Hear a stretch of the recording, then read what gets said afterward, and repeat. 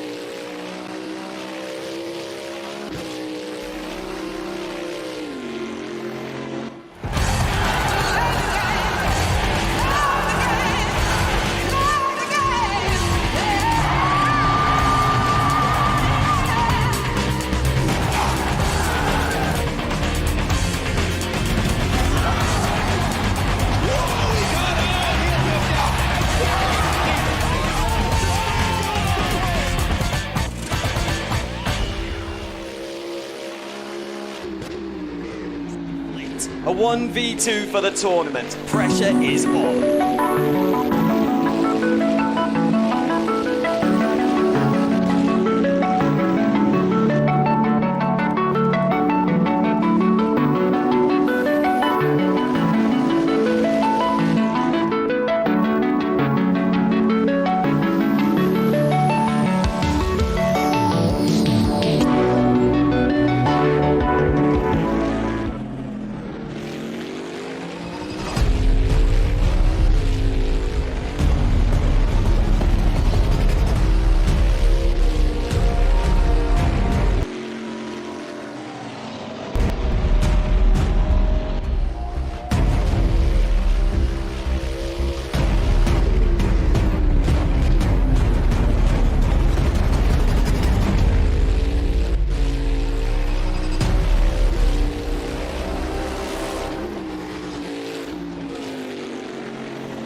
Racing for Green is here to help you carbon neutralize your racing. By planting new trees, Racing for Green offers to make your racing carbon neutral. We already have the calculations, contacts, infrastructure, deals and solutions ready for you to easily buy carbon neutral laps on any racetrack. It doesn't matter if you are a racing fan, team owner, driver, sponsor or partner. Anyone can buy CO2 neutral laps in the Racing for Green webshop and trade CO2 emissions for New Forest. Racing for Green.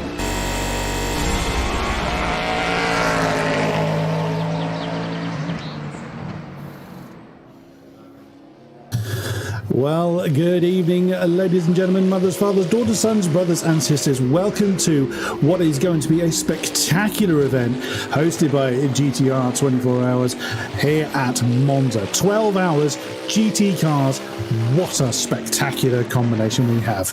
Joining me in the commentary box is Kieran McGinley. Hello, Mr. McGinley. Hello, Mr. Buxton. Great to be alongside you. And yes, a legendary track here at Monza. 12 hours of it at a high-speed track and a couple of slow-speed chicanes in there as well. It may only just be the practice session, but I'm already excited about it. Absolutely. Now, this is going to be the practice session. Qualifying is going to be tomorrow, but we're still going to have 11 teams battling it out for the top honours. And it's a track that invites some wonderful racing and overtaking, what have you. Despite the fact there's a few less corners, but it's one that everybody knows. It's loved far and wide, and it's the temple of speed. I mean, what else can you ask for? And we've got some amazing drivers driving some amazing machinery. This is going to be spectacular. Yeah, isn't it just? And yeah, as you said, there may only be 11 corners, but there's a lot of history behind Monza, all the way back into the 1920s, first built when they had to deforest an entire section of the park. It wouldn't happen nowadays, of course, but in those days they built the Temple of Speed, and you can still get to the old banking. You're not supposed to, by the way, but you can still get to the old banking. That had a huge banking going all the way around, all the way through the loop there. It's unfortunately become in a disused state now, where there's plants and all sorts growing through, but it's a great bit of history there. Absolutely, and so many different categories of racing have been to Monza. Pretty much anything with an engine has raced there, be it from club level, your smallest little under 1 litre cars to monstrous 1,000 horsepower plus Formula One machinery. Everything has been here, and everything has generated some amazing racing. Like you said, the heritage goes back many, many, many years. It's just going to be spectacular, and we are going to see some amazing GT action, even in practice. Whilst there may well be no prize, there's no pole on the line, but you get that gamemanship, you get the mental game going on. That's something you and I, Kieran, have discussed before. It matters just as much as the real life sport does. You get into the head of your opponents. If you know you've pushed quite hard and someone still beats you, it all counts, it all adds up, and the practice session is no different. Not at all. Every session is going to count, and for all the drivers, they need to make sure that not only is the setup right, but they need to be in tune with the track and making sure that everything works. And this practice session is the perfect opportunity for that. This is when they're going to try their race stints, maybe even a qualifying stint towards the end of the session, depending on how they feel and how they feel their progress is going. But the more practice they have with these cars and the drivers themselves, then the better the chances they are going to be in the whole course of a 12-hour. It's a long race. We all know that, the 12 hours. However, if you can get yourself the best prepared, then there's no harm in putting in these laps time and time again. No, absolutely. We've already got some very, very lovely machinery out there. We've got a couple of Bentleys, an Audi and a McLaren already roaring their way through the corners, and some amazing drivers out there as well that all have their own story to tell. Henri Cynic in the 64 McLaren is currently doing the rounds, being chased by the Castrol liveried Audi. He's heading down towards Ascari at the moment. The stream currently sees one of the Bentleys that just has that distinctive roar. If you're riding on board with it, you can hear very little else. And already, there you go, that's exactly what I was talking about. As the camera changes to one of the other Audis, you can just see as someone's kicking up a bit of dust there in the background. They're already arguing over tarmac. At the moment, yeah, and of course this is a little bit of an Alpine there, a little bit mismatched against this roaring Audi, now making our way through the Curva del Seraglio and underneath the old banking there, and maybe giving a little bit of a weave to the camera. They know we're watching, you see, that's why. But heading our way in towards the Ascari chicane, then this left, and it's very tricky here because the car is always wanting to try and swap on you if you haven't got the car set up right. At a track where you need to try and get rid of as much air as possible to make use of these long straights, Ascari is one of those that really puts a pin in that. It's going to try and test how far can you push taking the air off the car before it bites back. Yeah, that poor Alpine's a little bit outgunned here. I believe it's the only GT4 entrant into this event, so it's going to feel a little bit well, I'm not meaning this in a derogatory sense, but when it's the only GT4 in a field of GT3s, it will feel a little small. But either way, as we currently watch Roland Suit start a hot lap, it was he that was bouncing past the Alpine earlier on, navigates the first chicane rather nicely, coming into Curva Grande. Again, that very distinctive, some more of a scream that comes from the Audi. The Lamborghini, of course, having a very similar exhaust note. Through Curva Grande, staying hard over to the right hand side now, lets the car wander a little bit, heading towards the second chicane, heavy on the anchors. Wow, that thing is fidgety. But obviously now is the time to be fine-tuning the setup. This is exactly what this session is for. Sounds a little bit obvious, but sometimes the car will look very, very unstable in this current guise as it's sliding around the first Lesmo. But of course, that's what they're trying to do. As you said earlier, Kieran, they're pushing to the limit as much as they're going to, and beyond the limit to find where best to get their setups. That's the best way to do it, really. This is the session where you need to make sure that if you make a mistake, it's got to be here. The 12 hours obviously won't be won on lap one, but if you can make the fewest mistakes possible, as the Audi then goes off the track and visits the wall as well. So that's not a great move on that one. So I don't know. I just saw that out of the corner of my eye. I'll have to see if we can get if I can see what happened there between for the Audi. I just wonder what happened there. He got a little twitchy coming into Ascari, as we'll now see. as he's gone in. He's gone a little too hot. The tail's, he's clouted that apex, the first apex, into Ascari, and the car's just pitched into the wall. At that point, he's got no chance. There's so little distance between the edge of the track and the wall. There's no way he's going to save it there. But either way, at least he doesn't have a repair bill to pick up. That's true. That's very true. And just as we were saying in that practice session, obviously, this is the time to make your mistakes. This is the time to make errors, because it's just wipe the slate clean. You get to press escape and just go back out onto track again. It's a beautiful thing. And you can just act like nothing happened. Beautiful. It's okay. We weren't watching, honest. It's fine. We didn't specifically go back to watch that either. So you're fine. Don't worry about it. No, your secret's safe with us. It's absolutely fine. So then, who should we have a look at? We have got Paolo Hayes here as he makes his way, twitching his way through in towards the first Lesmo, then coming towards the second Lesmo. And again, a little bit of banking through these corners as well. Bit of undulation through there to help you try and carry more speed. Powering on through now the Curva del Serrallo as Hayes now makes his way underneath the old banking. And it's a lovely liveried Audi here as he now approaches towards Ascari chicane. You're going uphill, then it sort of flattens out before you have to apply the anchors.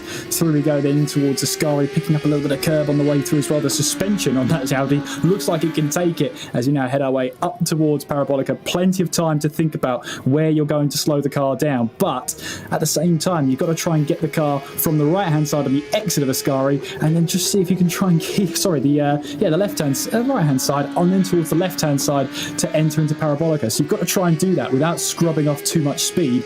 On through Parabolica we go, and onto the start finish line, and that's going to be at least half a lap here for the Audi. We do have a yellow flag somewhere in sector 1, but whatever it was, it's been cleared now. Yes, someone decided to go for an explore in the...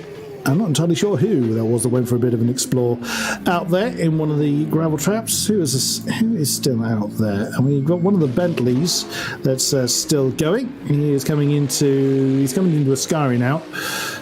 And again, you can actually see on that Bentley, he's doing a lot of sliding around, and certainly in this stage, they're going to do that quite a bit. I can't imagine they're going to do a lot of sliding during the 12 hours. It rather depends on what the tyre allocation is. Again, no one's picking up the bills, so they might decide to push it a little bit too much. It's a very showy way of getting through it. Wow, that's using all of the available road, but he did keep two wheels on the line, so that would be perfectly allowed as he comes over the line now to complete his lap, or at least complete his out lap. I wasn't entirely sure if that was an out lap or a time lap, but on his way now, starting the lap once again.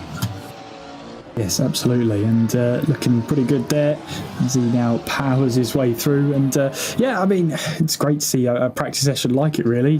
Drivers are going to be on the edge here as we've got another yellow flag out there in sector 1, and I think I just about missed that one, unfortunately. I'm not sure who that was. That again, is exploring the gravel traps. That's really much from Curva Grande down to the second chicane. As the Bentley is now roaring through it. Wow, you can really see the brake disc glowing very hot on. That's a lot of car to slow down coming into that second chicane, in fairness. Although the GT3 cars do tend to weigh about the same, give or take, a few kilos. There's no denying that Bentley is a big boy. So it is. Yeah, there's no umbrellas in the door. There's no drinks fridge in there or anything as such. Although it's still a big fella, isn't it? You're not mistaking it if it's in the rearview mirror. If it's coming up to put a lap on you, for example, you're not going to miss it. You are not going to miss that thing. I didn't see it, my lord. No, it would be a very difficult argument to make, most certainly. It would. But then again, what is it? Driver's excuse. They get the book out, and that's going to be one of them. I didn't see the Bentley, honest. Jury's out, I suspect, would be the diplomatic way of saying that. As he's coming through Parabolica now to complete another lap. Whoops, and he's again slightly lost as he's coming over the line. It looked like he was banzaiing towards the wall, but he didn't want to invalidate the lap on the inside line. Sounds a little bit odd, but the track is very clearly defined by the white lines. And I know this in different levels of motorsport, there's always debate about track limits, but by and large, keep it between the white lines. And even if you're unsure of how far you can realistically push it, that's always the safe kind of go-to, isn't it? Stay in between the white lines, you'll be fine. Stay in the white lines, you'll be fine. You should be a poet, Mr. Buxton, with lines like that, that's for sure. But yeah, it is defined. I'm sure it would have been brought up in the briefing as well, as I see the Bentley now making its way in towards the first chicane here, the Rettifilio chicane, and it's just such a tight complex of corners. I mean, going into lap number 1 in the race in this 12-hour, it's going to be a tricky braking zone, regardless of how many cars hurtle their way down towards the very first braking zone. It's a very narrow series of corners. You are going to notice if someone goes up the inside, and so you might see a little bit of door to door, and the top drivers and the teams just have to remember that it's not won on lap number 1, but it can sure as anything be lost. Most certainly. I think anyone that's seen any form of motor racing has seen many a race lost come turn 1. And yeah, at the beginning of the race, even on a smaller grid such as this one, coming into the Rettifilio for the first time, it gets very, very busy. It's the start line is far enough back that you can be doing 200 kilometers an hour plus before you have to hit the anchors for the first time. The car's very heavy.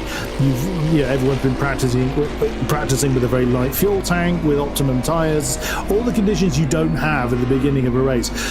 And again, these are perfectly replicated in sim racing form, and both you and I, Kieran, have had our fair share at amateur sim racing. Well, I know I certainly have, and I know how many times I've got Rettifilio wrong. Certainly not in a real life car. I can't afford grand luxuries like that. But it's those circumstances that you need to kind of practice in your mind. You go for those optimum laps and optimum conditions, but that's never recreated at the beginning of a race when the car has got 100 litres plus of fuel on board and stone cold tyres. So it's always those things that you have to remind yourself of. And when you've got that many horses galloping down towards Rettifilio for the first time in anger, it can be very dramatic. We've got a car off in the background there. I wonder if we can see what happened there. It just looked like he got Parabolica all wrong there. We get the back end sliding out then. Yeah, that looked like a really odd one, because it just looks like he took too much speed going through, and that's the back end lost completely and straight into the seed of the accident. Again, luckily, these drivers can just hit the escape key and go back like nothing ever happened. So, first lap, cold tyres probably. That might be a thing for Roland Schutz there, as he, well and truly warming up those rear tyres, but just, unfortunately, not in the way you're supposed to. The one thing these cars can't do to any optimum degree is drift. A fair effort. I mean, it looked like you tried to catch it at the right time, but yeah, if the tail's gone that far around on the GT3 car, forget it. Hang on and hope. And the tail end decided to introduce itself to the wall without too much success. But good old sim racing, back to the pits. You can go without too much bother. A lovely feeling, isn't it? It's yes, you get the opportunity and you have the down moment where you're like, I've been in the car, I can just press escape and I can just rejoin back on the track. That's probably the most annoying part, is that when you have to repeatedly do it. That's probably why I stopped and went to a commentary box instead. That might be the reason why. Yeah, at times when the racing is very, very hectic, I find the commentary box seat gets much more comfortable, don't you? It's much nicer, isn't it? You can sit back, relax, watch some great racing, shout over it maybe time to time, but I'm with you. It's a much better opportunity. I like the views up here. It's not a bad way to spend a night, is it? But let's face it, I admire the drivers that put in all the time, especially in endurance, endurance racing. That takes a long time to get right. To do those kind of consistent, fast laps, lap after lap after lap after lap. It's fine if you're doing a sprint race. It's only 15 minutes long.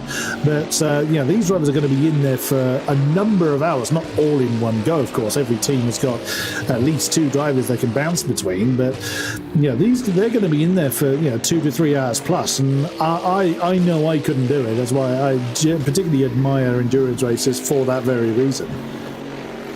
It's a huge talent, really, isn't it? At the end of the day, I mean, putting in lap times consistently, as you said, it's a challenging thing to do, and making sure you make the fewest mistakes possible, also one of the things you have to make sure that you iron out. But I think one of the beautiful parts of endurance racing is that pretty much anything can happen. Nothing is guaranteed. You're not guaranteed to have that pace all the way through. You're not guaranteed to have clear running all the way through. You're going to have back markers. You're going to have problems. You're going to have mistakes. Maybe not by you, but by a team member.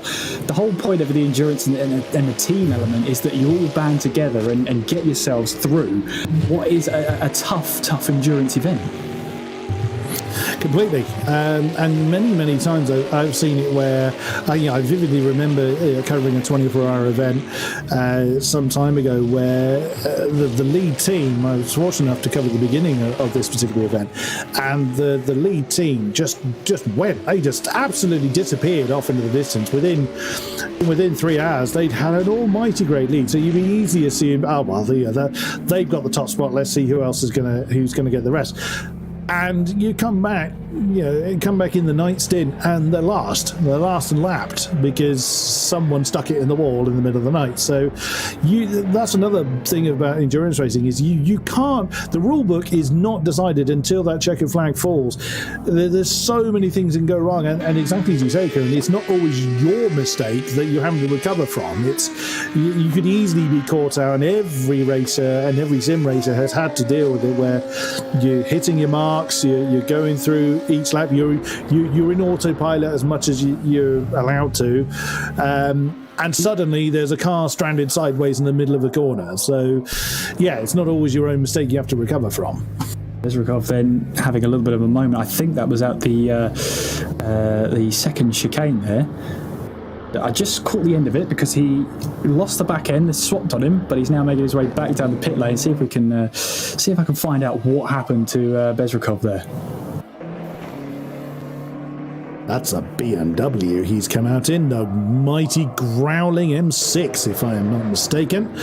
Wow, that's a livery you won't miss in a hurry. It's a good-looking beast, but there's a very distinct roar that the BMW has. Now, I'm a little partial to the roar of the Bentley, and I'm not going to hide that, but the BMW, I do quite like the McLaren, in fairness. I like the growl more than the scream, although the scream in the Audi is a pleasant noise to listen to. But yeah, that M6 is, again, she's a big old girl as well.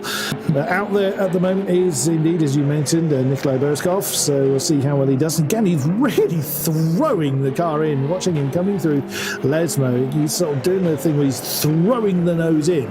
Now, some drivers will do that. They prefer to get the tail a little loose. Some people prefer a more a conservative approach, so more understeering than oversteer.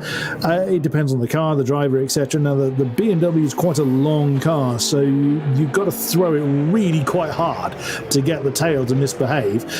And I'm sure we'll see a few moments of that. Well, you spotted one earlier of the BMW facing the wrong way. I wonder if we're going to see any other BMWs out there as the event goes on. I'm not entirely certain we've got another one out there. As he's coming down towards Parabolica, he's meant to start another hot lap. Yeah, that's a livery you'll see from a distance. Not going to miss it, are you? You are really not going to miss it. But it's a great livery to have there. So I can't wait to see what it does there. As Bezrikov now comes towards the line and completes yet another lap, and this will now be a flying lap for Nikolai Bezrikov now. Indeed, coming down to the rest video for the first time in there. Oh, wow, yeah, that went wrong already.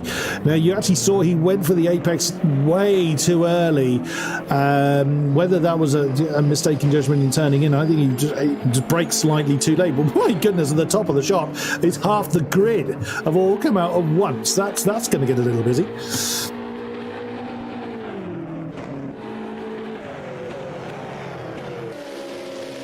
Oh, well, yeah, if you did look at one of the Bentleys, you've got everybody that's now having an argument that 3 Bentleys are all together, actually. So that would be an absolutely deafening roar. If you were there trackside, that would be absolutely, it would be like a cargo plane going over your head.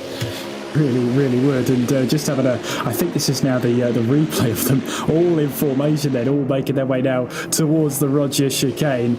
I would not like to be that Audi. That is simply put. All those Bentleys behind you. That's a terrifying concept. Wow, yeah. I mean, the old phrase, "the Bentley boys are coming." That's a very old Le Mans reference. But dear Lord, all four of them together, and they're all in a sort of similar dark colour. That is intimidating. Oh, it's all the same livery. That black nose with the red checkered back. Oh, that is a lynch mob. That is absolutely terrifying, but also just the roar.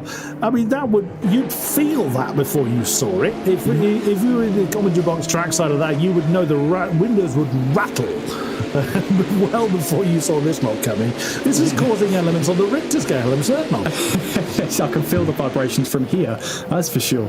But no, it's great to see. What they're probably doing actually is traffic management at the moment, seeing how the tow affects the car and how well does the car react, especially into some of these high-speed corners. I mean, Parabolica is one of them. How's the car going to react if you're following someone close behind? And if you're all part of the same team or if you know each other, that's a great way to get the trust in, get the confidence in the car, and just get a full understanding of what this car is like in traffic, because there's not going to be a part in the 12-hour you're not caught in traffic. You're going to be there at some point. It's best to know how the car's going to behave and how it will react when it comes to it. It's good practice as well for being in that queue. As someone has got that very, very wrong. The lead car has had a very big moment there, bounces off the wall on the exit of Curva Grande. What I think he meant to do was pull over and have a change of lead car, but that went horribly wrong for him. But yeah, this is also a good practice for driving in a queue of cars without hitting the one in front of, although two of them are practicing a side-by-side through the middle of Lesmo. Again, a valuable thing to try and practice, being side-by-side through the middle of the corner. I think they're just having a bit of fun at the moment, and fair play to them. I think they are. They're going too wide, going in towards the first Lesmo. Then I wonder if we can... I've clicked the wrong button, obviously. But yeah, look at that. They're going side-by-side now, going in towards the second Lesmo now. This is practice. Has someone told them it's practice? I think so, because we've just seen another one of the now trio bounce off the wall. So I think he found where his handbrake was. Oh, that's a spinner there. Yeah, well, why not? Why not try everything you can? Why not push the limits of the car wherever you can? But yeah, as long as they're having, obviously, first part of a practice session, have a little bit of fun, but you've got to make sure you focus on the stints and make sure the car's in good working order when you get to the race. Totally. So at the moment, with still another 26 plus minutes of the practice session to go, Henri Cynic in the 64 car has got the top time of 1:45.651, but there's times out there to find. They've got a lot more pressure. It looks like the Bentley brutes are coming out in. Yep, they're all come out in the line again, so they're going to be practicing the slipstreaming maneuver again. And again, there's an Audi in front of them. Are they trying to victimise the Audi? I feel sorry if that's what's happening. It's Varconi. Well, it is this time. Zoltan Varconi in the number 33 Audi has now come out on track right in front of these. I can't imagine he's opting to be the victim, but right now he's trying to run from the Bentley mob. Maybe it is a bit of rabbit and gun dog kind of exercise. You run and we'll catch you.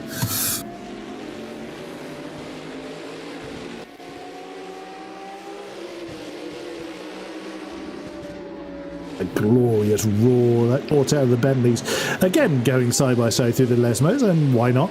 I suppose if they're having good fun. But I mean, it's a good thing to practice, I guess. They're kind of doing a bit of combat maneuvers, you could argue. They're practicing the fighting in the pack, which is not always something that a lot of sim racers will practice. A lot of drivers will practice just getting the most out of the lap, whereas the close door-to-door racing may well suffer as a result. And in a 12-hour race, as one of the Bentleys has just gone for a big slide, David Coulthard style, on the exit of the Scurry.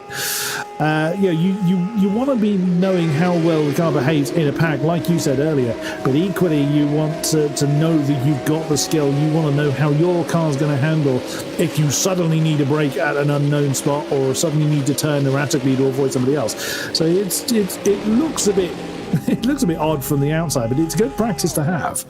It is good practice to have. But as you said, it's going to be one of those things where, the more practice, the better, and is the simple fact of the matter. So as long as you can keep on putting in the lap times, and you'll make a couple of mistakes here and there, but as long as you're making the moves and trying to keep it as clean as possible, then you're in with a shout of having a chance to really battle away for a good position, and a lot can happen. Or the Audi gets a little swap there going through in towards Parabolica, just about keeping it all under control there as making their way now up towards the start finish line. I'm just having a look at the Audi here making his way up towards Parabolica. I just want to see what happened to it, because it went in. Does it carry a little bit too much speed through? Yeah, the back end starts to over-rotate. Very well held, though, from Hayes there. I'm continuing to look at Zoltan Vaconi of the Mugen Sim Racing Squad, their Hungarian crew. Looking at the information he's given, he currently driving for Mugen Sim Racing. In 2016, he started playing simulators. First started on this one, an RXC, and after iRacing with LMP1. After several successful sprint races, he switched to endurance racing, which is quite a big leap, really. He's done a Le Mans event in LMP2, which has got a very, very different character to these GT3s. First, he did it currently after 7 races, first place with the Corvette C7 in the Racing Spirit League he's currently racing in. Also VSRA League GT Ferrari, qualified on ACC top 32 in the Hungarian side of things. Just set the fastest time indeed. You can actually see the position marker in the top right hand corner of the screen. What's his time? He's done a 45.525. He's found a huge 1.5 tenths over Henri Cynic. Not bad. That's not bad at all. Not bad at all indeed. I have to say, though, that even though it is practice, we've already seen the Bentley boys out there going, 2-3 wide, going in towards the Lesmos. You can tell these drivers all you like that it's a practice session. They will conveniently mishear you, I think, is the correct term for that. Riding on board with one of the Bentleys, you can actually you get an idea of just how frantic it can feel. And you got to admit, ups and voila! Just as I say that, I'll take the commentator curse on that one. That was a great dodge from our current camera car. He saw the fact that someone was sideways right in front of him, and has managed to successfully avoid that one. There's now side by side with one of his fellow Bentleys. And I can't quite see which of the Bentleys are there. That's another one of them is coming out, and they're being hounded by the BMW. Now you can see the M6. He's big enough to hold his own against the Bentleys, as that's quite a big slide coming through the Rettifilio. They're really practicing the side-by-side thing very well. I hope that works well for them. Oh, someone's killed one of the polystyrene braking boards in the background. Generally the circuit furniture is going to die a death in these races. Oh, look, talk about odd one out. 2 Bentleys at the front, BMW in the middle, 2 Bentleys at the back. Oh, yeah, again. That BMW is going to feel very, very out of place. Yeah, I might have a better idea of what actually happened going in towards Sky there. If I can, this is a new experience for me, controlling the replay cameras. However, I'll try and see what happened here. But yes, now I've got a good angle of it coming up now. So here's what happened coming in towards Parabolica. There's a flash of the lights coming all the way up in towards the entry of Parabolica. And then you'll see here, Bentley behind tries to move up the inside, and round she goes. There it goes. So that's what happened there at Parabolica, just if you missed it. Oh, I've caught the Corvette. We have a Corvette in our field, and again, that's got a very lovely roar, and it's right behind the Bentley BMW party going on. Sorry, you're not joined it. You can't join us. Your name doesn't begin with a B. But that's a glorious looking car, and I'm not ashamed to say so. It's the 717 car. Currently in the hands of Denishenko, the Russian squad. It's one of the Unison racing team. The other one is the BMW that's currently being harassed by the Bentleys ahead. Maybe he's trying to join his fellow Russian team. Wouldn't put it past, would you? Really? I wouldn't say so. Yeah, still quite a way to go in this practice session. Obviously, there is plenty of time on the board for these drivers to keep setting in those consistent lap times. And yes, while the drivers will have a little bit of fun all the way through, they'll have to knuckle down eventually, because what you won't expect and what you normally find, the alternative to sim racing is, for these drivers, there's a practice. They get to practice any time they like. Whenever they want to practice, they just jump on, get some laps in there.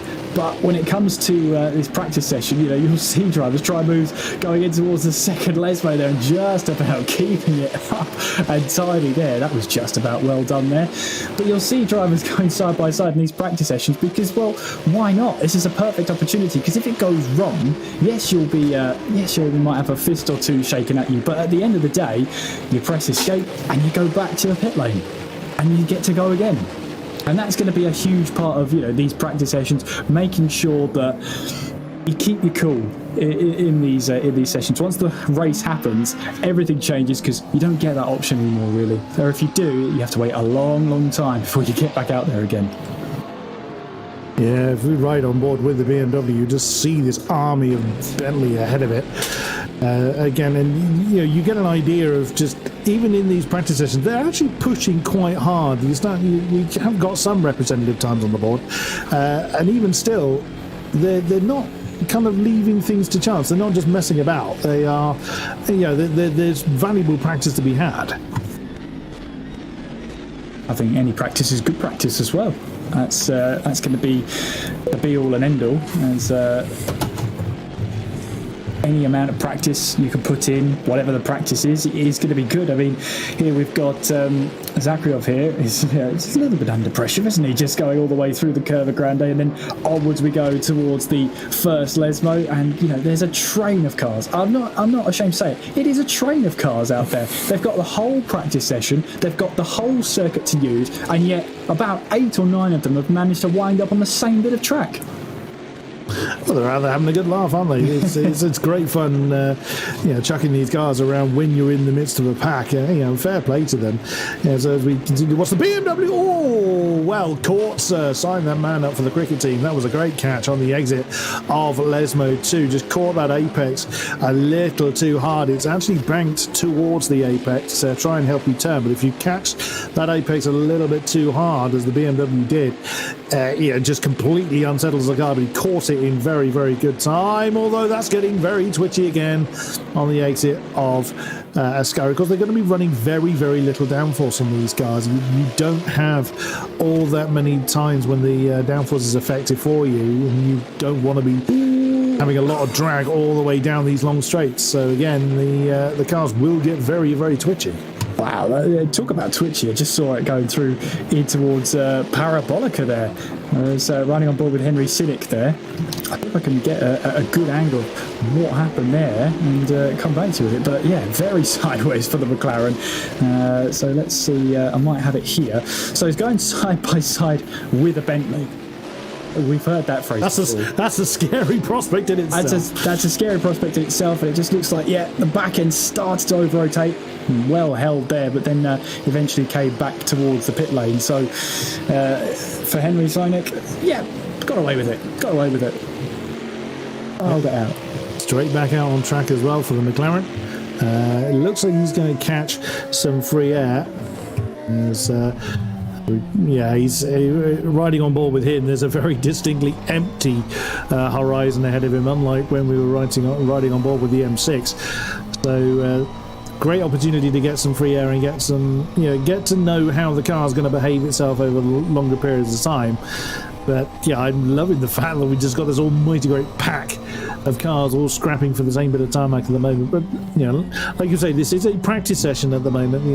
There's no pole position to be fought. That happens tomorrow.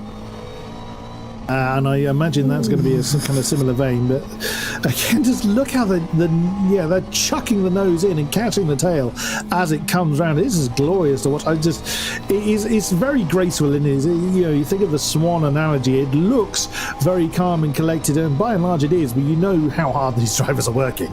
Oh, underneath their feet are going to be paddling away and making sure that everything gets to work there. As one of the Pro Sim drivers, absolutely getting it wrong and straight into the barriers. That is when Ascari can really bite back, is something like that. But there is Henri Cynic then making his way up towards Parabolica and looking off at the rear wing.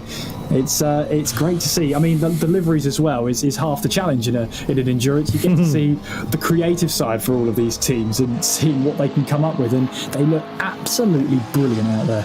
Don't they just all shining in the Italian sunshine, or virtual Italian sunshine? They do look fabulous, and they have the roars of their exhaust pipes to back it up, which is equally good to see. As we see this McLaren come over the line of Henri Cynic, he held the top spot for a while. There's still plenty of time for them to do something about it, as he continues to make his merry way into Curva Grande. 45.2, isn't it, is the fastest lap time so far. So it's it's a good lap time in the sense. I mean, as we say, we've only got the one Alpine out there. We haven't seen that Alpine out there for a long time, and I can understand completely why when the four Bentleys want to go out onto track at the same time.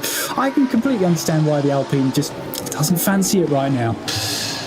Ooh, tail again getting loose on the McLaren coming into Lesmo 1.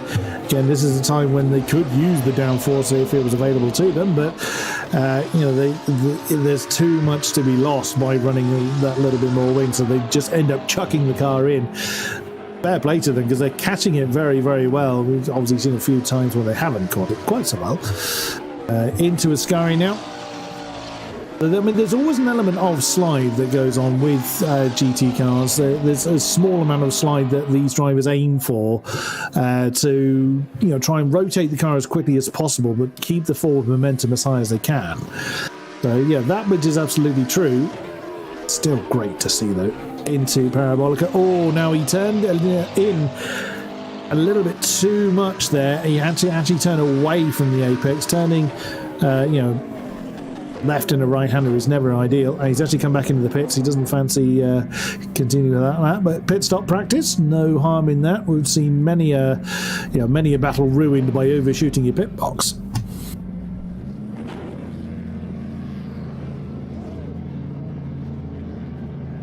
That's our lead Audi coming back out. Oh no, he was. The Mugen Sim Racing Audi was coming back on track, but decided against it.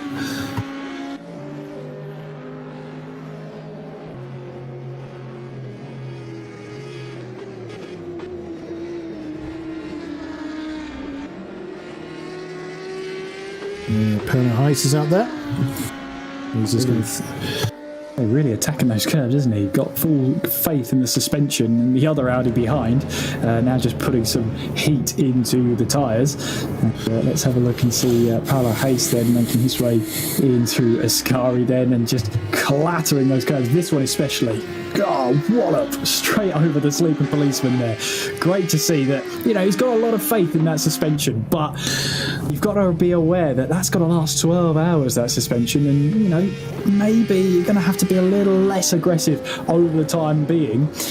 Okay, no less your suspension, but maybe the steward's ire might be caught by moves like that, repeated of course, but you can see really riding those sleeping policemen. I mean, he must have quite a soft suspension on that car if he's willing to ride those curbs so willingly and so aggressively that the car's just absolutely finding it no trouble at all.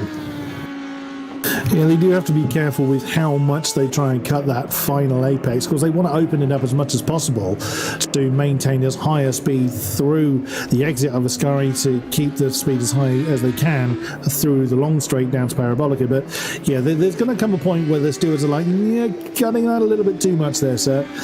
Very different style going on here. We're not seeing the chuck it in and slide the car through the Lesmos. This is much more of almost like an understeer steering, more a cautious setup going on with the Audi at the moment. Again, that can work very well. There's no definitive right or wrong way to set any car up. It's of course dependent on the drivers that are involved, but when you've got multiple drivers per car, of course they all have, as I said earlier, at least 2 drivers. You know, some have 3, but most of them have 2. You've got to compromise the setup to both drivers. You can't just set it up for one and let the other one. Well, some teams do it that way. They set it up for their lead driver and make everyone else adapt to it. Pros and cons in any direction, but I would imagine these guys are generally going to make a setup and then try and compromise it to suit both drivers.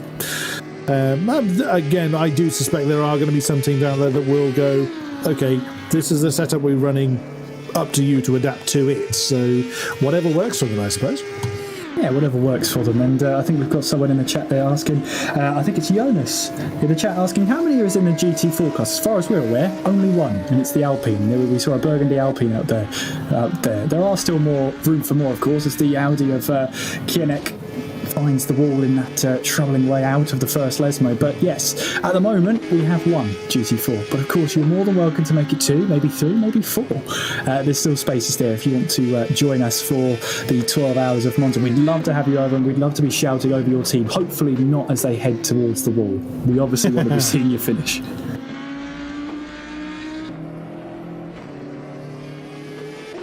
Right, so whilst this on-track squabble continues between the Bentley boys and the few other participants, let's have a few words from our sponsors.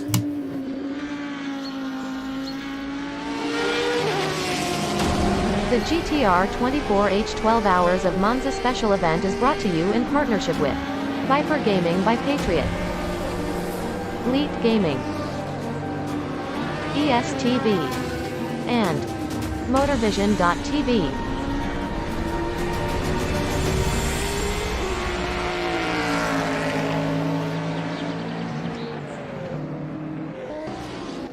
Racing for Green is here to help you carbon neutralize your racing.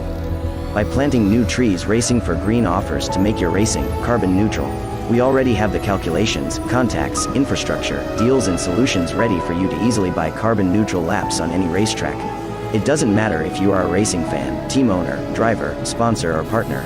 Anyone can buy CO2 neutral laps in the Racing for Green webshop and trade CO2 emissions for New Forest. Racing for Green.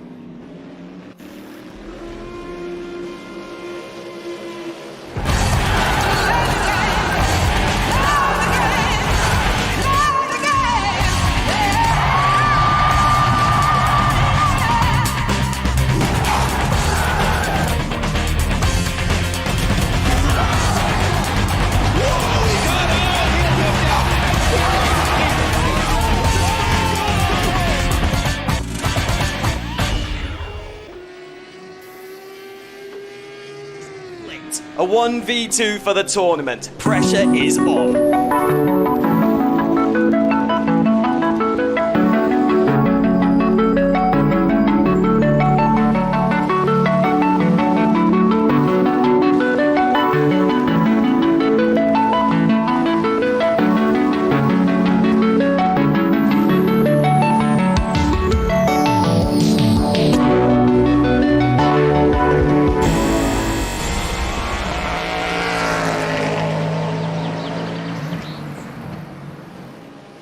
Welcome back, ladies and gentlemen, to the GTR 24-hour event being held here. Is a Monza special.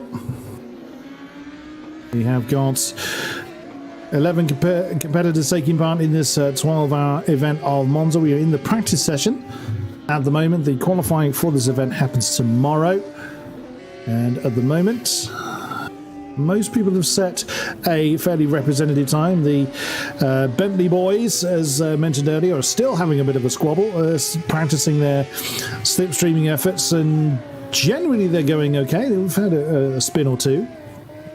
There's those guys are crossing over the line at the moment with a BMW mixed in their ranks. They have an imposter in there. They have an imposter in their field.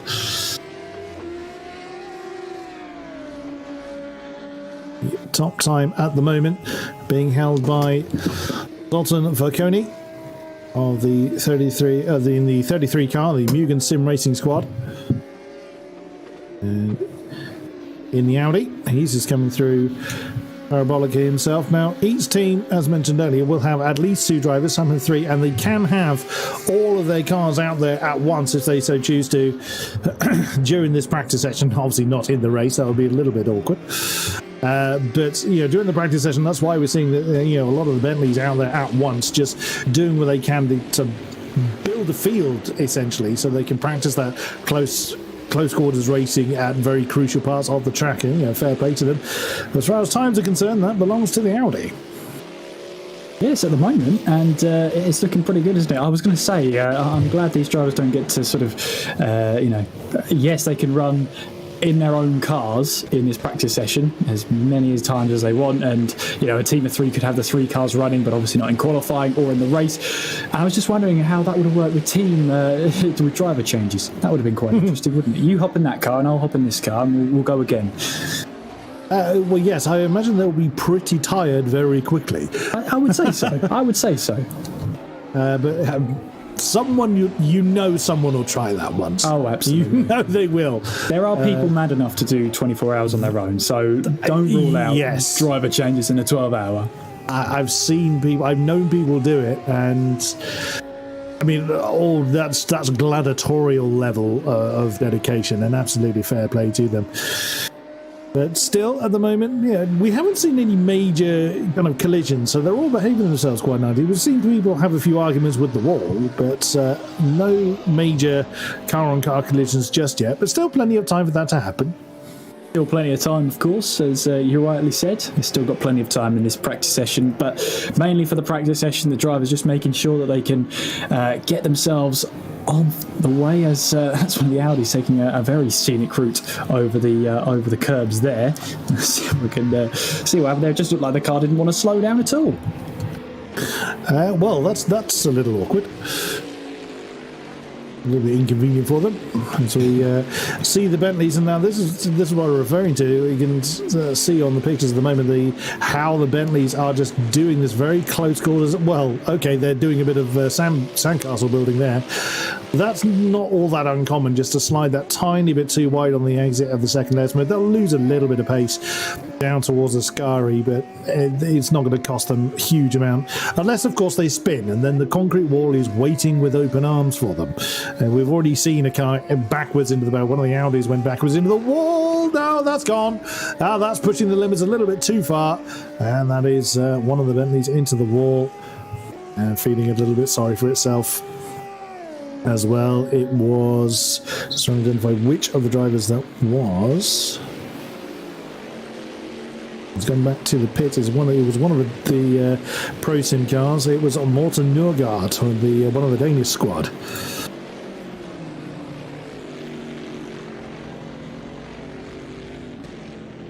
Because we've got one of the Pro Sim cars off onto the side then. That was one of the Pro Sim Morten, I think that was that team. Wouldn't be able to tell you who was driving that car though, unfortunately. That was Morten Nørgaard. That's they're the only team running the Bentley as far as I can see. They just happen to have all 4 Bentleys out there at once, hence why they were running the same livery.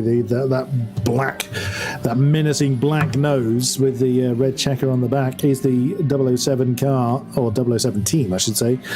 It's our Danish representatives, the Pro Sim squad.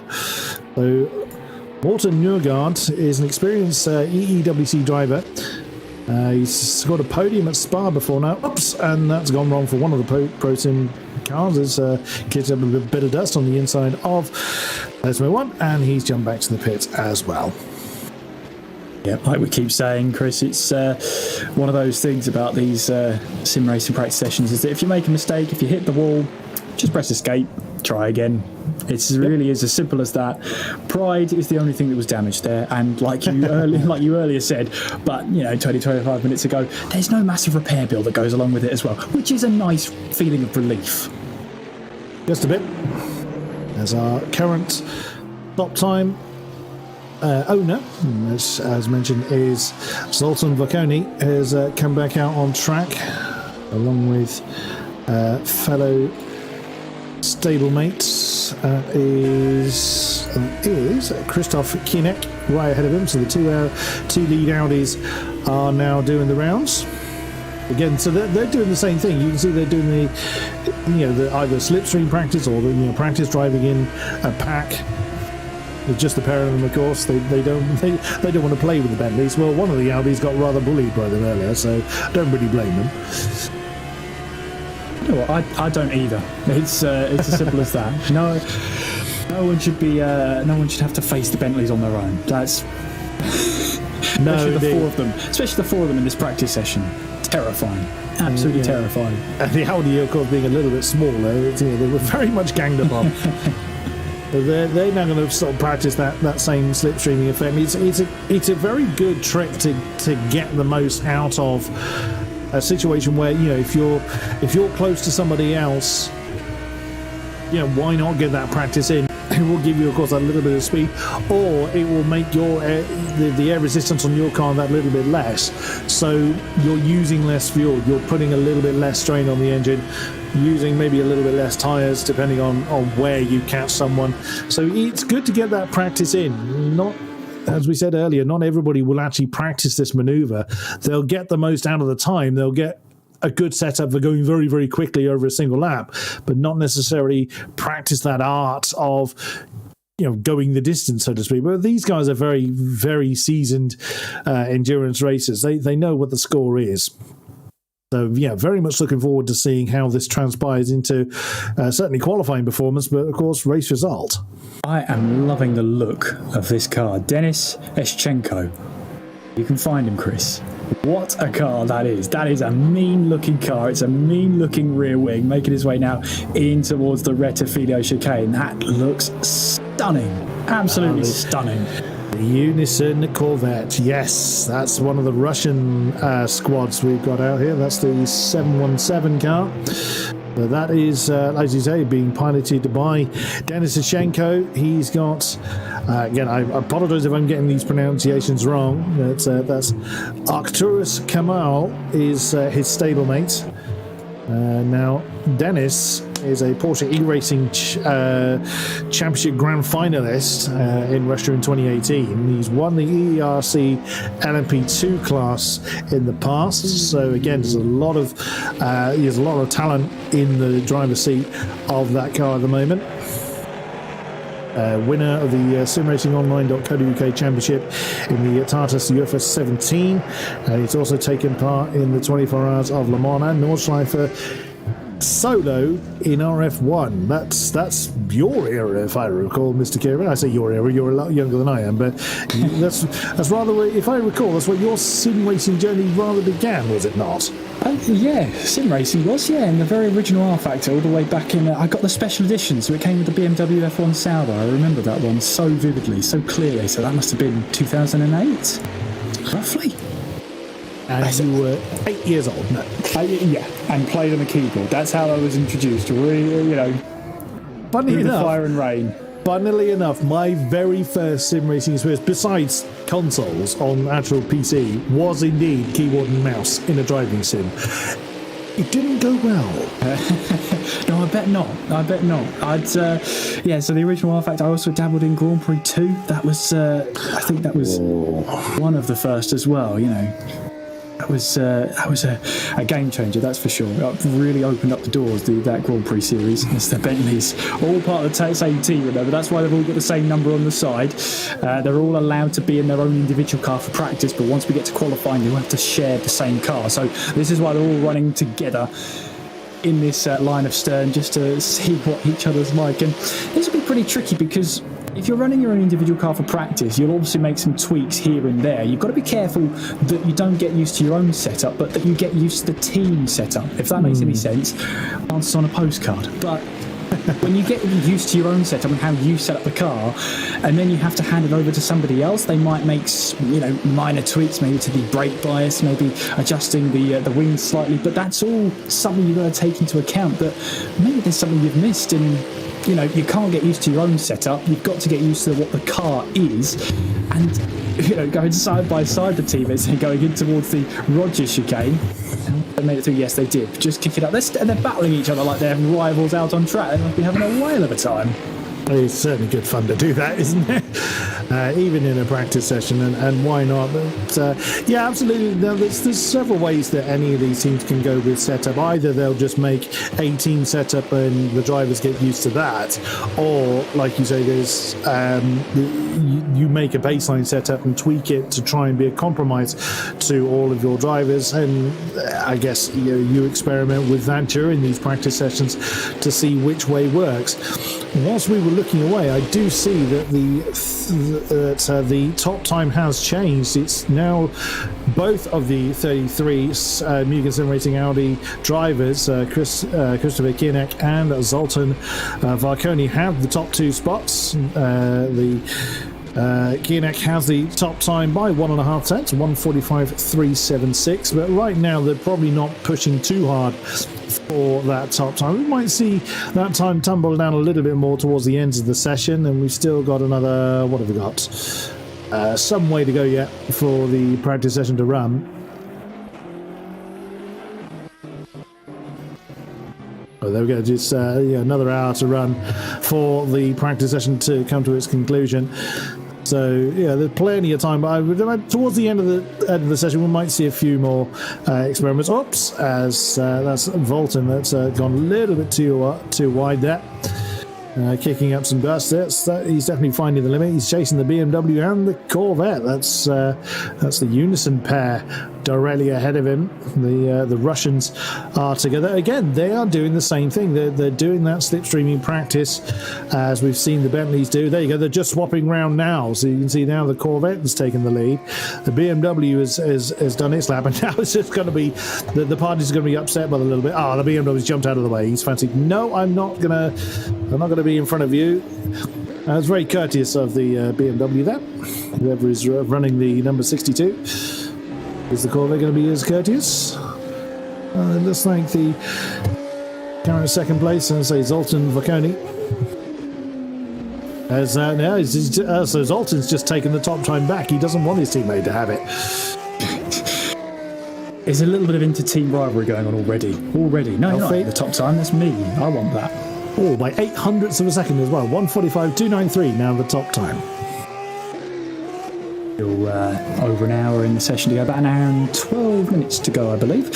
And yeah, still plenty of time to get that on the board. The Audi getting very twitchy and all over the gravel there, picking that up nicely.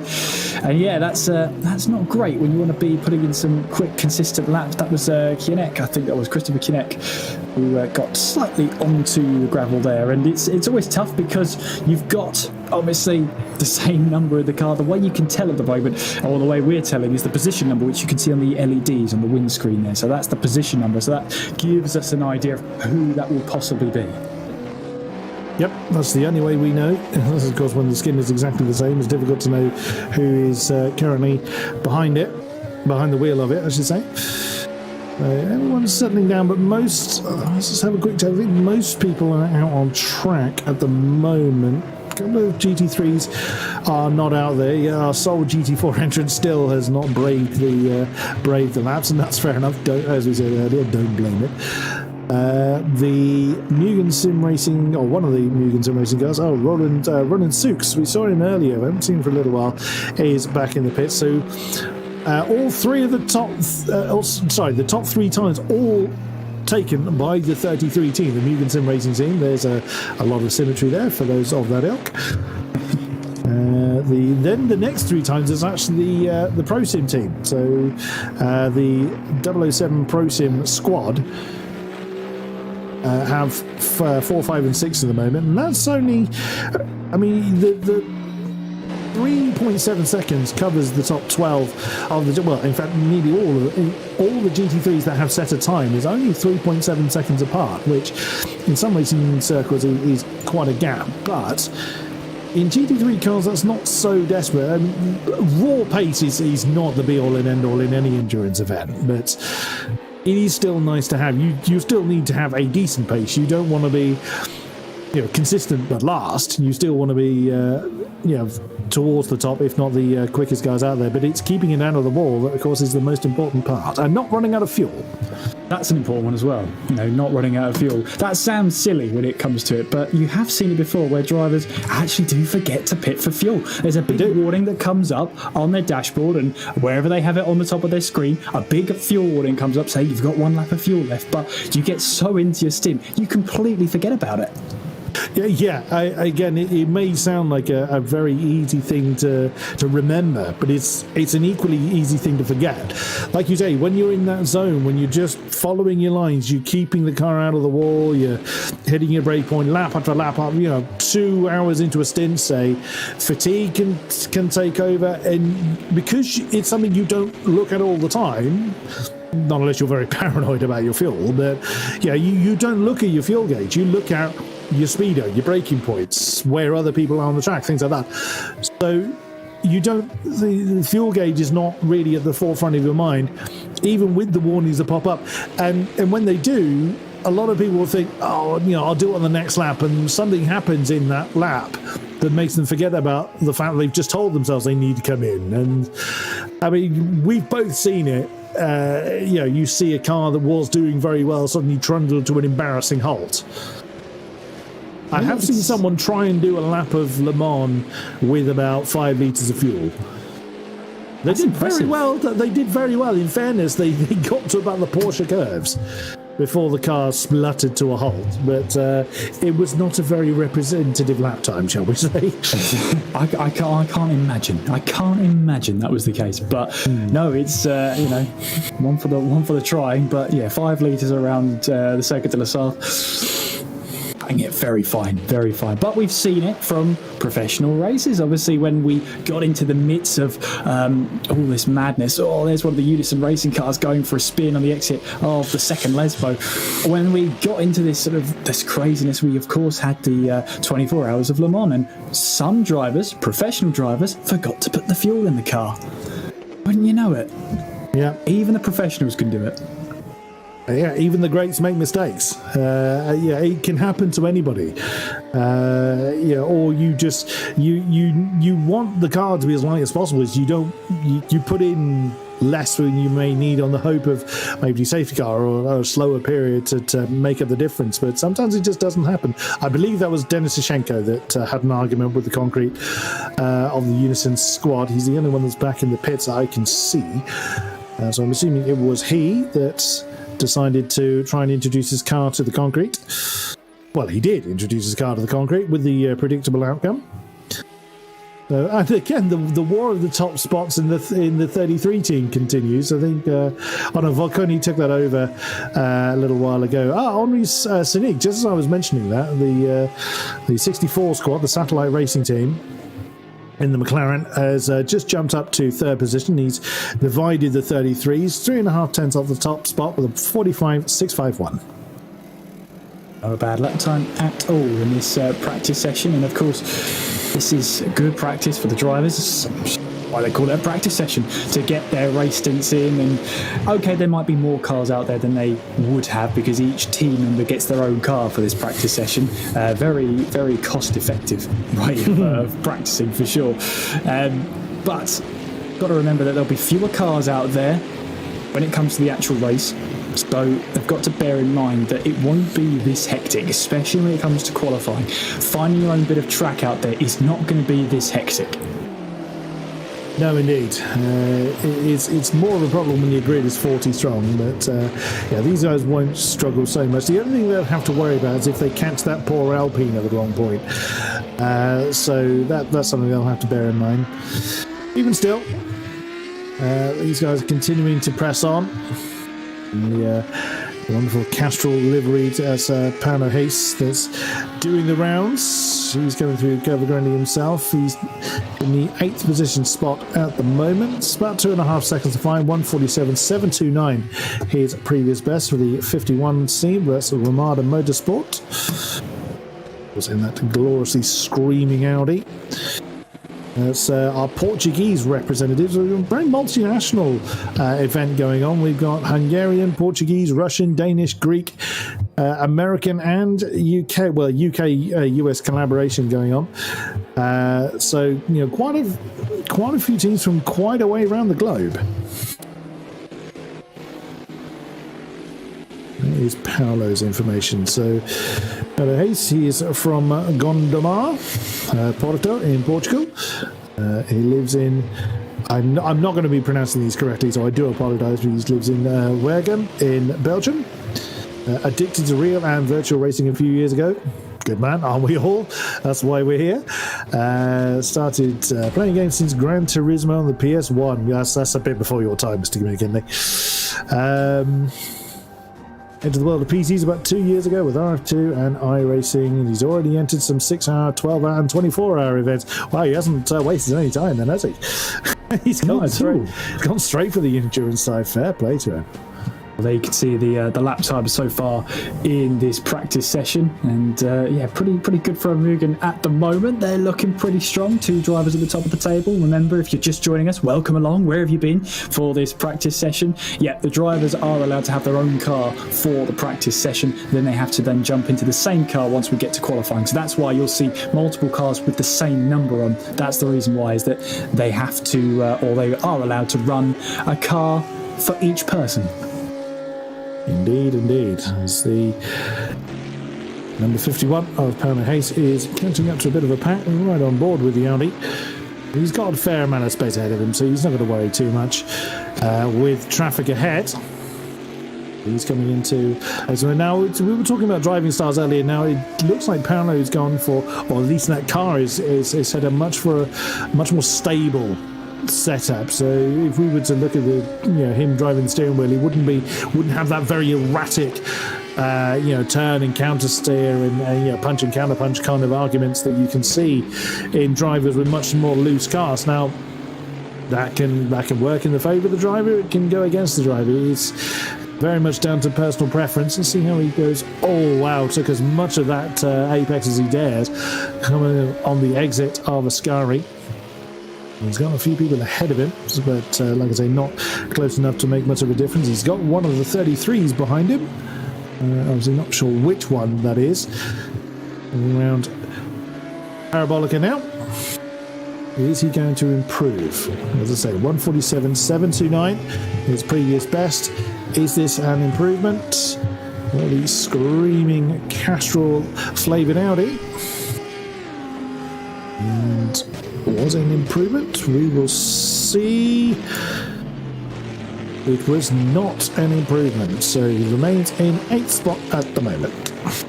There is Varconyi now making his way out there. One of the Bentleys having a moment at the first and then second Parabolica, and all the way around the 007 goes and meeting into the barrier there.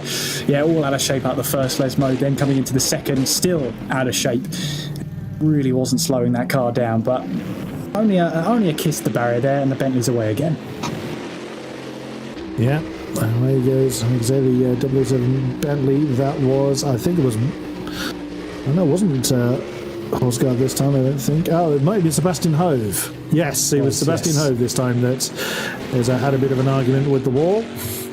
And he's got going again. Now, he's opted not to return that one back to the pits in the advantage that sim racing has. He can bounce that one back to the pits. He's opted to continue. I don't think he hit the wall particularly hard, so he may opt to just run with it. And maybe he's practicing running with damage. And that would be actually an interesting thing. That would be an interesting thing to practice, wouldn't it? Because there could well be a point where the car has picked up a little bit of damage either by running wide or with an argument with the wall or misjudging what someone else is doing. He has actually brought that one back into the pits. So running with the car slightly out of where the setup normally puts it is something for the drivers to bear in mind. It might be indeed, and entrance into Parabolica here looks amazing, doesn't it? As the cars, obviously you have to go from the right-hand side of the track as you leave the Ascari chicane, and then bring it all the way over to the left-hand side as you enter Parabolica to obviously get the widest line and you can carry the most speed through, but it's the bit in between where you've got to try and transition from the right hand side of the track to the left without scrubbing all of that speed off. So you've got to angle the car, you've got to make sure it goes in a straight line but at an angle, if that makes any sense whatsoever. It's one of these things that's easier seen than explained.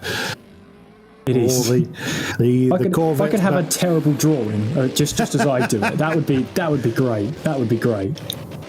I'm no artist, so it would be easier for me to display it in a load of pasta than anything else, than draw it for my case. Now the Corvette's back out there. The 717 Unison Racing Corvette is back out there.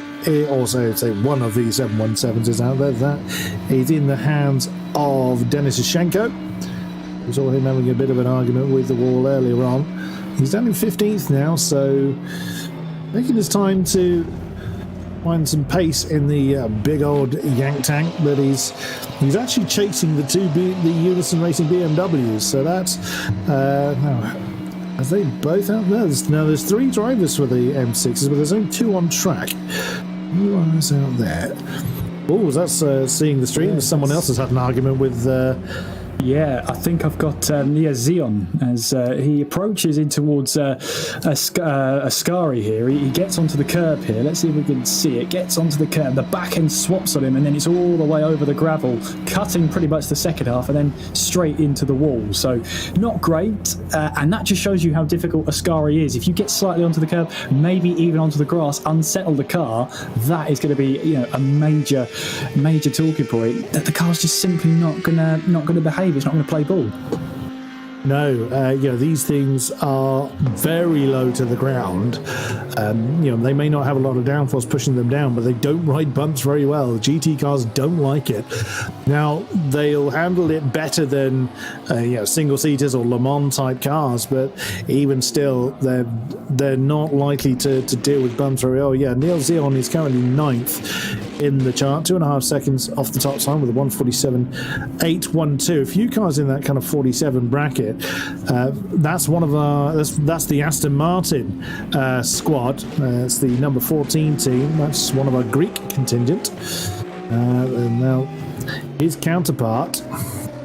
Again, apologies for the name pronunciation here. Is Stavros Muzaidi. I apologise for getting that wrong, but he's out there with the 33 Mugen Sim Racing, or 2 of the Mugen 33 Sim Racing Audis right behind him. So he's going to get a lot of company very quickly. Wow, those Audis are very loose coming through Parabolica, but you can just see the amount of pace they've got, and they're actually getting a slipstream off the Corvette. Now, is Stavros going to bail on this one, I wonder, or is he going to carry on? Well, no, he's carrying on his merry way. Again, if he was being lapped, of course, he would be obliged to get out of the way. But, oops, and that's one of the Audis running very, very wide. Now, as soon as anyone puts a wheel onto that green AstroTurf, they've got to really hope that they can keep the car under control. There's not a lot of grip out there.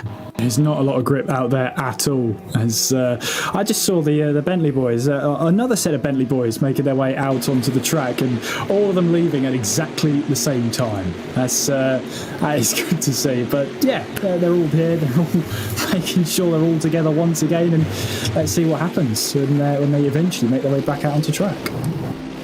Well, that wasn't Stavros Mizalis, that was Valadis Karalis. What a great name that is, Valadis Karalis. That's a brilliant name. A great car and a great name. Bravo. Well, of course you didn't pick it, but that's a great name. I thoroughly enjoyed that. But yeah, he's in the 14 Aston, now in between the 233 Mugen Sim Racing Audis. Minding his own business rather out there. The track's getting busier and busier, isn't it? It's good to see that, of course, the interest that this event has created. Whoops, and that's one of the 33s that's gone. That is our pole man, I think. Well, not pole man, but our current top of the time, because one of the Audis ahead of it is in 4th. We'll see when the timing screen comes out again. We'll be able to identify which one is which. Now, the one that I think has just gone for a spin was Varconi. Still 8 tenths behind him is Christopher Kierneck. The one that Corvette is chasing is, and there it is Ronan Sukes. Just 4 tenths. That's all it is that separates the top 4 at the moment. That is really close, which should make for, if they're able to continue that kind of pace into the race on Saturday, that's going to be great fun to see. It is indeed, and I think I've figured out what happened to one of the Pro Sim cars in Morton here. So making our way up towards the second Lesmo, then on entry, flipping the curb, and then the car just gets unsettled, then gets a lot of gravel and straight into the wall on the right hand side. But yeah, that just shows you Monza does bite back. It really does. Yeah, it's pretty unforgiving in that regard. Most of the GT3 cars are out there. There's only a couple that are in the pits at the moment. Kierneck is one of them. Carlos Basta, I'm not sure we've seen him in the 51, but he's back in the pits. Oh, Alexander Zakharov, that's one of the 62 Unison racing BMWs. He's back in. But the Audis. Oh dear, who is that facing the wrong way? Roland Schuss, I think that is. I do apologise about that name. Yes, especially my indeed. pronunciation. Yes, that is indeed. That's one of the 33s. Oh wow, he nearly got racked into by the lead Audi there. I say lead again. There's practice session doesn't automatically translate into anything, I grant you, but he nearly got joined in the car by his teammate. Oh, new spot. New owner of the number 8. There's a New Jersey on. Now that would be the Aston you saw having an argument with, or having a bit of a misadventure earlier on. It's just taking the 8th spot. Yes, and Roland Schuss then making his way up towards the Roger chicane. He got a bit happy with the curbs. That's what it was. He caught a lot of the curb on the second part of the Roger chicane, my apologies, and the car just didn't want to have it anymore. The suspension had enough, basically. Yeah, and we've got a rather lively. So whilst the Audis are still trying to find some grip out there and improve on their times, we'll head to a quick break and a word from our sponsors.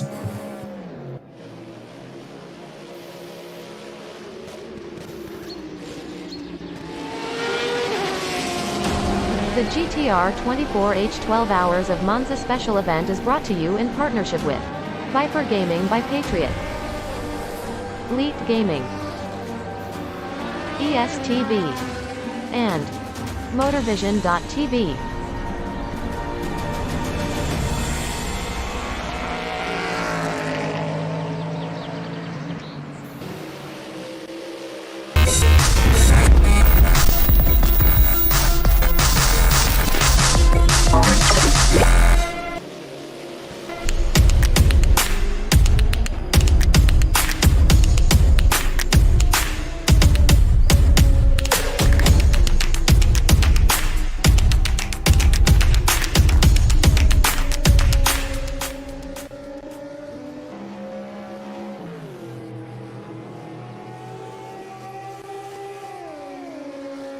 Racing for Green is here to help you carbon neutralize your racing.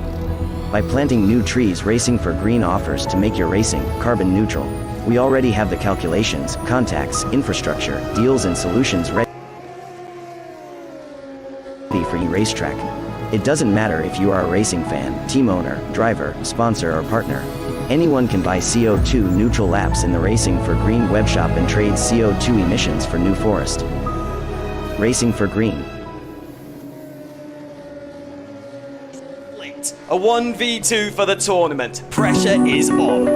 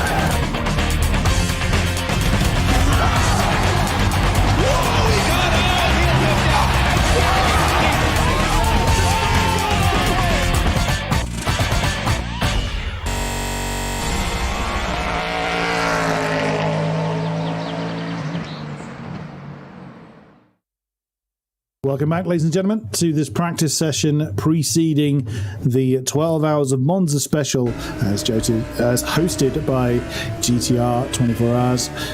I'm Chris Buxton, one of your commentators. Joining me in the box is the one and only Kieran McGinley. We've had quite a lot of fun leading up to this point, haven't we? But there's quite a way to go. We've got qualifying to do tomorrow.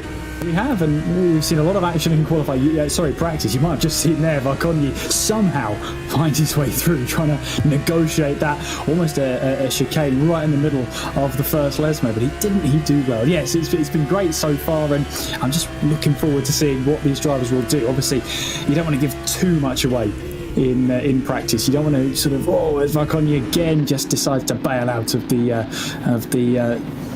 part of the Ascari chicane there, but I mean the Bentley's there, the Bentley boys are there. They all had a bit of drama between teammates, that is. Now, if you're just joining us, welcome along.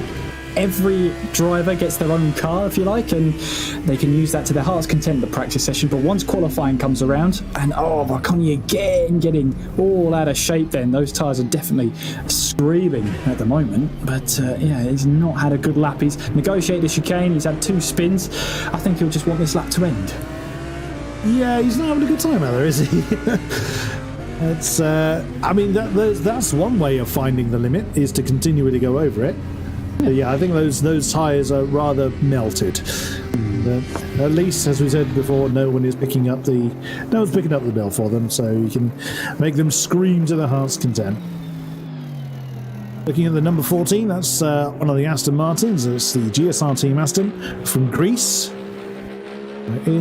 On board with that at the moment is Nisha Zion, who I think had a bit of an argument with I think he had an argument with physics anyway, a bit of a spin.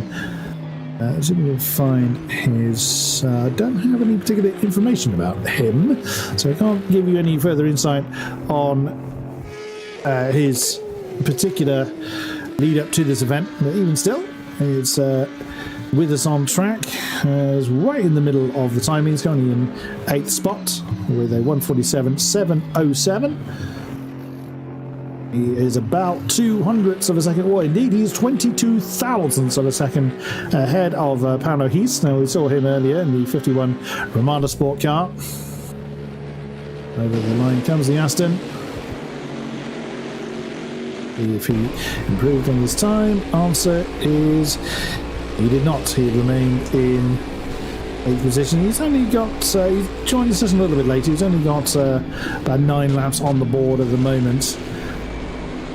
It's the unsurprisingly, it's the Pro Sim guys that have the most amount of laps. One of their cars has got 95 laps on the board. Not 100% sure which of their drivers has managed that, but again, big squad of them, all doing some great slipstreaming practice. There's a BMW right in the way. It's one of the Unison cars that is right in the way. Well, indeed, it's the only BMW out there, but not sure which of their drivers that is. And he's got a lot of very unwanted company at the moment. He's going to try and join in the slipstreaming party, but my goodness me, when you've got an unknown element in your slipstreaming practice, that must be quite an interesting moment for the Bentley boys. It must be, because they've made a sandwich now as they now make their way in towards the Roger chicane, all sorts of out of shape. One of them has to miss it completely. The BMW's made it through somehow. That's gotten awfully messy very, very quickly. And how on earth did they not come together? That was pixels apart that the BMW and the army of Bentleys are chasing it. Bit of a nudge off the road there. And there's a Corvette in the background that's getting a bit squiggly, so it's all happening down there. This is where the party's at the moment. Seems to be, doesn't it? And this BMW is just stranded in the middle of this Bentley boys feud, is just trying to hang on in there. We did tell them this was practice, didn't we, Chris? Well, someone obviously didn't get the memo. How about 6 of them so far? Haven't quite got the memo. This is practice. I think they're just out there having a bit of fun, and why not? I mean, it is still racing practice, and there's nothing to lose. But there's Bentley you're doing some great defensive practice there as he dives to the inside line, possibly a tad late, but even still. Now, in an endurance race, you wouldn't necessarily expect to do a lot of this, kind of wheel-to-wheel racing, but certainly in the top 5 times we're seeing so far in practice, they're not that far apart. So it's every expectation indeed, judging by the practice times alone, that we might see a lot of cars very close together for quite some time. So practicing this wheel-to-wheel, door-to-door experience is probably quite a good idea. As we said earlier, it's something easily forgotten in particularly endurance racing, where you don't necessarily expect to do a lot of this kind of racing lap after lap after lap, but because it's not common to practice it, if you make a mistake in the middle of this pack, I mean, can you imagine the BMW span now? That would be a lot of chaos and anarchy and broken bits, I suspect. Yeah, I would have to say you're right. I think you're absolutely right. But this is what happens. You know, we've already seen some cars try and negotiate mobile chicane, whether that's cars spinning around them or maybe even trying to just make sure they don't hit the other car as it spins back onto track. But this is all good practice, and it's all just trying to make sure that you can, well, prepare yourself for, I would say anything, but, you know, anything a 12-hour you can be thrown at. You just got to make sure you react the best to it. Yeah, we jump on board. That's actually the Aston Martin. That's Valadis Corrales. That's behind the entire pack. He's right on board with him. Just see, it's a shame he's not, well, a shame for our purpose, he's not a little bit closer. He probably doesn't want to be any closer to them. Just look how the light glints off of the bodywork of that car. That is a cracking look. Even from board, oh, there's a big slide coming through Parabolica, but he's held it.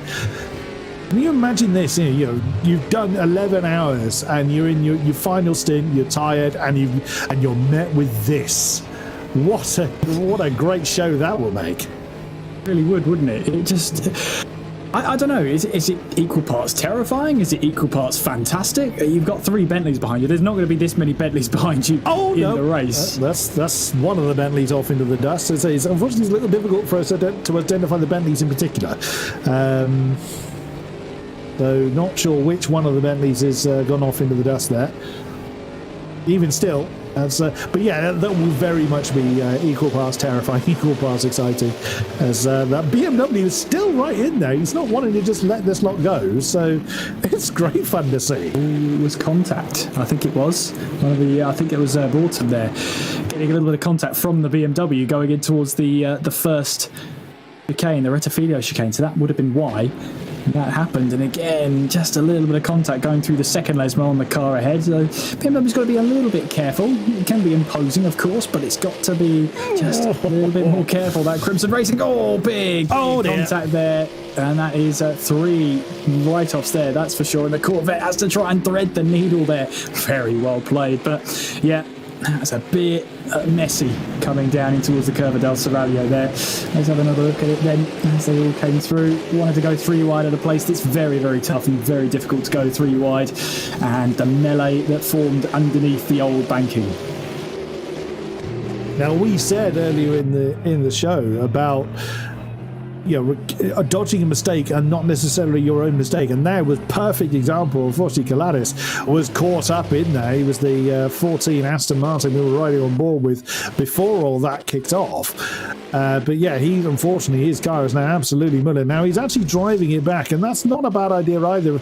Again, practice in an endurance event, something else we mentioned earlier on, driving the car in a condition you haven't practiced in, or a less than optimal condition. I mean, that car's pretty mullered, in fairness. So no matter how much you practice that, I mean, all 4 wheels are not facing the same direction. So you can't drive that sort of thing hard.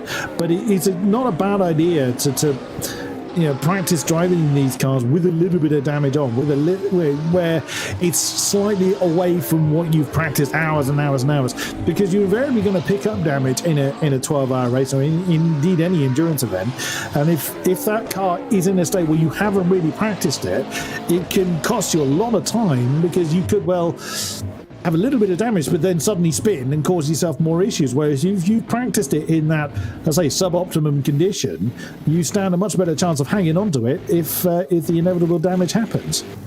Yeah, I think we're Going to see, yeah, wow, that was close then, because that one of the BMWs there managed to find themselves all out of shape coming through the Rogers chicane, and then the Bentleys in front had to take evasive action. We've had Nick Newcomb, who's just joined his way out onto the track. He's just joined on, and he's now, the replay here coming up towards the Ascari chicane. He's going to have a little bit of a moment here as he enters through. Cold tyres, and that back end just said, no, you're having a laugh. It's way too early in the session. Indeed, Nick Newcomb and Rue Heiss. Oh, have we? I wonder if that's a relative. Well, assuming it's a relative of Paolo Heiss in the 51 car. Now, not in the same team. Now that may not be relative. It may well just be a similar surname. But they're in the pits. Not many cars out there at the moment. It's only actually, as far as I can see, only one car out there at the moment, and he's just coming back into the pits. Indeed, it's one of the 007 Bentleys. I believe that is Sebastian Hove that's coming back in. A bit of a quiet track at the moment. It's a bit of a shame considering. Oh no! Oh dear! Oh dear! That's a little bit of an embarrassing moment, and I've seen that happen in an endurance event as well, where pit lane misjudgment. Unsafe release, call it what you will, but we've seen it happen in the endurance event, indeed in pretty much any form of motor racing, where you're looking in one direction and suddenly a wild Bentley appears. There will be another case of I didn't see the Bentley coming, which is ironic considering how slow it's going at that moment. But we've seen it happen, haven't we? Well, we have, and it's just so it's one of those things where you want to bury your head in the sand when it happens. You really, really do, and not a nice feeling whatsoever. And I'm, whether it's a case of, it's a very difficult pit lane when you're in the driver's seat and you can't really see a lot of what's going on. It's very difficult to judge where the other cars actually are and who's on their way. So it happens. I'm surprised it doesn't happen more often, especially in sim racing. Yeah, indeed. Sim racing has the advantage of, there can be external programs like, radars and what have you that can warn you of the proximity of other cars. So, it does happen. Of course, we've just witnessed it happen. It's surprising it doesn't happen a little bit more often. A few more cars back out there. The 33 Audi is back on track now. I say one of the 33 Audis, of course. That's Roland Sukes, currently 4th spot on the table. We will start to push a little bit more. You've now got the 274s, Nick Newcomb and Rehoos. I'm not sure how you pronounce that exactly, so apologies again, we had a little bit wrong. Even still, the top time hasn't changed for a while. That's still with Zoltan Varconi, 145.292. Ronan still 4 tenths behind that, of course, 145.734. But with how well these 33s were slipstreaming one another, I have every confidence they can pick that up as time goes on. Yeah, I think I can. I think I've just got the right picture for it to see what on earth happened in that pit lane. Better angle of it, actually. As Nick Newcomb didn't really see him coming, and that's a harsh one, to be fair. Let's see if I can get a better angle on it, even more so, because the worst thing we want to do is see it over and over again. Let's see it again. He emerges and then just can't do anything about it at that point. It's already too late. He's already committed, and you're already looking to the right-hand side just to make sure that you join out there. But unfortunately for Nick, there was a Bentley on the way. Yeah, as we say, it happens to all of them. Have we got another car coming out on track? We've got a few that have come out now. So I think it was Nick Newcomb was the unfortunate McLaren that got a bit of a wallop to the face.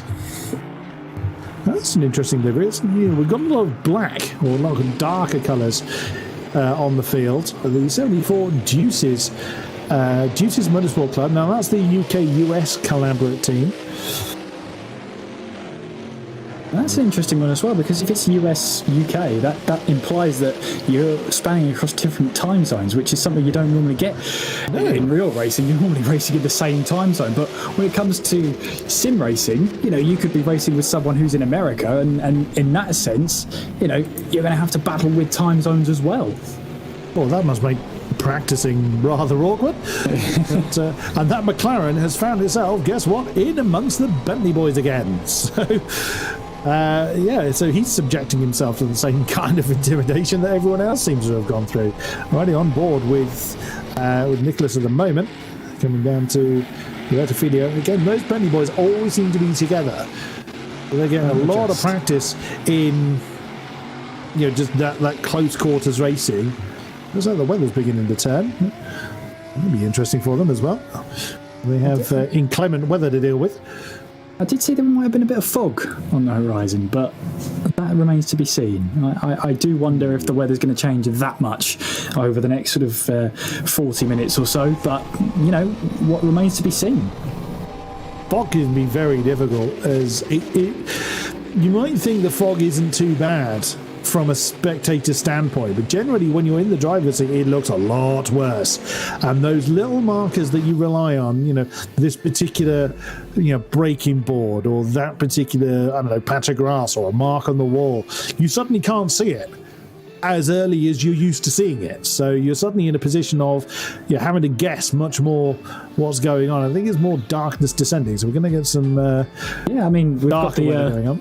We've got the weather map there, and it just shows you that where we are, the rain's going to very safely pass it, so no rain expected for this rest of the practice session. And of course that's going to be hopefully a little bit of a feature as we head our way through, but just slightly darkening, but no rain expected in this session.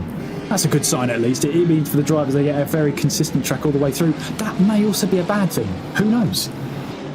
Well, I guess it depends how upset the server admin is.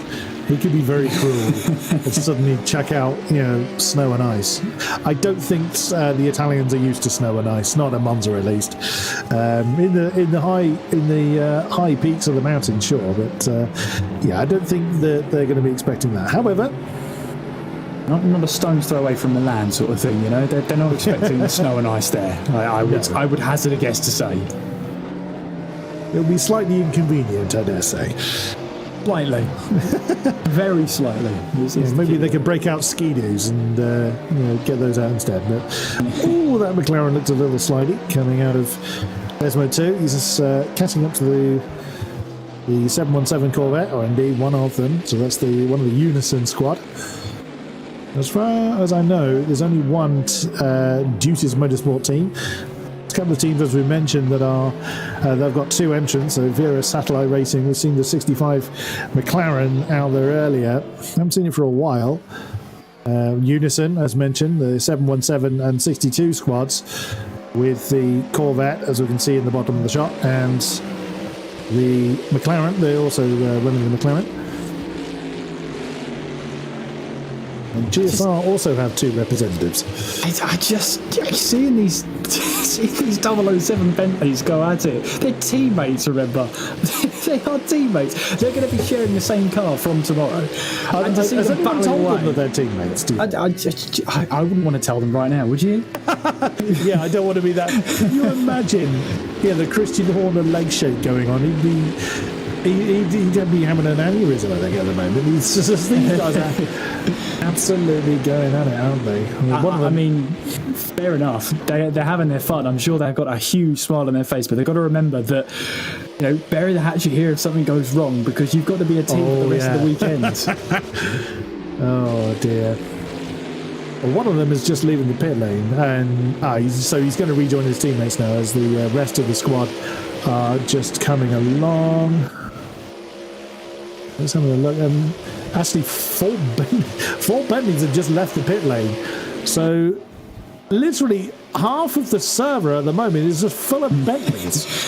They're probably two teams, which is a relief to every other driver around, because they are intimidating, those Bentleys. They really, really are. Oh, a spinner then at the Rettifidio chicane. It is one of the 007 cars, and I think that's going to be, it says Pro Sim on R1, so that's the team name. So they don't want to damage the team car, that's for sure. Again, I don't think I'm worrying too much about that. But yeah, can you imagine if there was a grudge? Now, in qualifying, I would imagine there'd be a bit more, you blocked me or what have you. But it rather depends if there's only going to be one representative of each team when they do this. But yeah, the Pro Sim guys are really on a great show, they've got to be said. Really do, and I think Valadis Karalis has had a moment here at the Roger chicane, just coming in now, in towards the Roger chicane, getting the first curb, clipping the outside. Oh, he gets onto the gravel and spins up the rear tyres. That's what happens, and spins his way into the infield. So, yeah, not great there, but he's managed to keep it out of the walls. That was the main thing. Yeah, we've got a trio of ProSim BMWs, ProSim Bentleys. Once again, there is a BMW in the background. That'll be of course, the 62 team, the only M6 we have in the field. Ironically, with all the Bentleys we're seeing, they're the only team running the Bentley. But sadly, we won't see an army of Bentleys in the race. We will only see one of them, and that is, of course, theirs. But as mentioned earlier, in this practice session, all drivers of any one team can be out there at the same time. There's no ruling against that. We're having a great old scrap at the moment. It would be... Oh, wow. I was just thinking, you've got no chance of slowing that down. And he's decided to kill some of the polystyrene boards. Well, that's the most indestructible polystyrene I think I've ever seen. Yeah. We need that for the actual. Oh, here we go. There's more of the ProSim guys coming along. It's like the Italian mob. They're all in Bentleys, in British cars. Yeah, they're having a great old fun now. If this was race situation, I think you and I would be absolutely screaming right now. I certainly would. Well, we would, yeah. And the fact that these guys are on the same team makes no ends. It makes no odds. It really doesn't. And, long may it continue, I say. Yeah, absolutely. BMW in the background is like, no, I don't fancy some of that. Not a chance. I just saw the blue flag light going on, the blue light indicator. Yeah, they've rather ignored that memo, I suspect. There are no blue flag rules at the moment because this is a practice session. It's literally advisory at this point, isn't it, really? Yes. This blue flag. Yeah, it's rather just a splash of colour on the side of the track. I would not want to be the one in the middle right now. That could go horribly, horribly wrong. And amazingly, and fair play to all of them, that was a big move on the inside of Parabolica. There is someone's going exploring on the outside. I'm not 100% sure which one of the ProSim drivers that is. That could have gone horribly wrong. If I was the driver of the one in the middle, I would just be gripping and almost with my eyes shut at that point, just hoping not to be sent skywards. Me too. That's why I'm up here. Yeah. It's safer for us up here. Jumping on board with the tail car.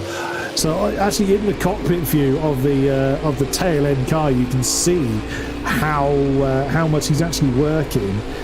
Again, not 100% sure which one of the drivers it is. The stream's got a lovely back image shot of the lead car, as one of them has dropped from the pack, sadly.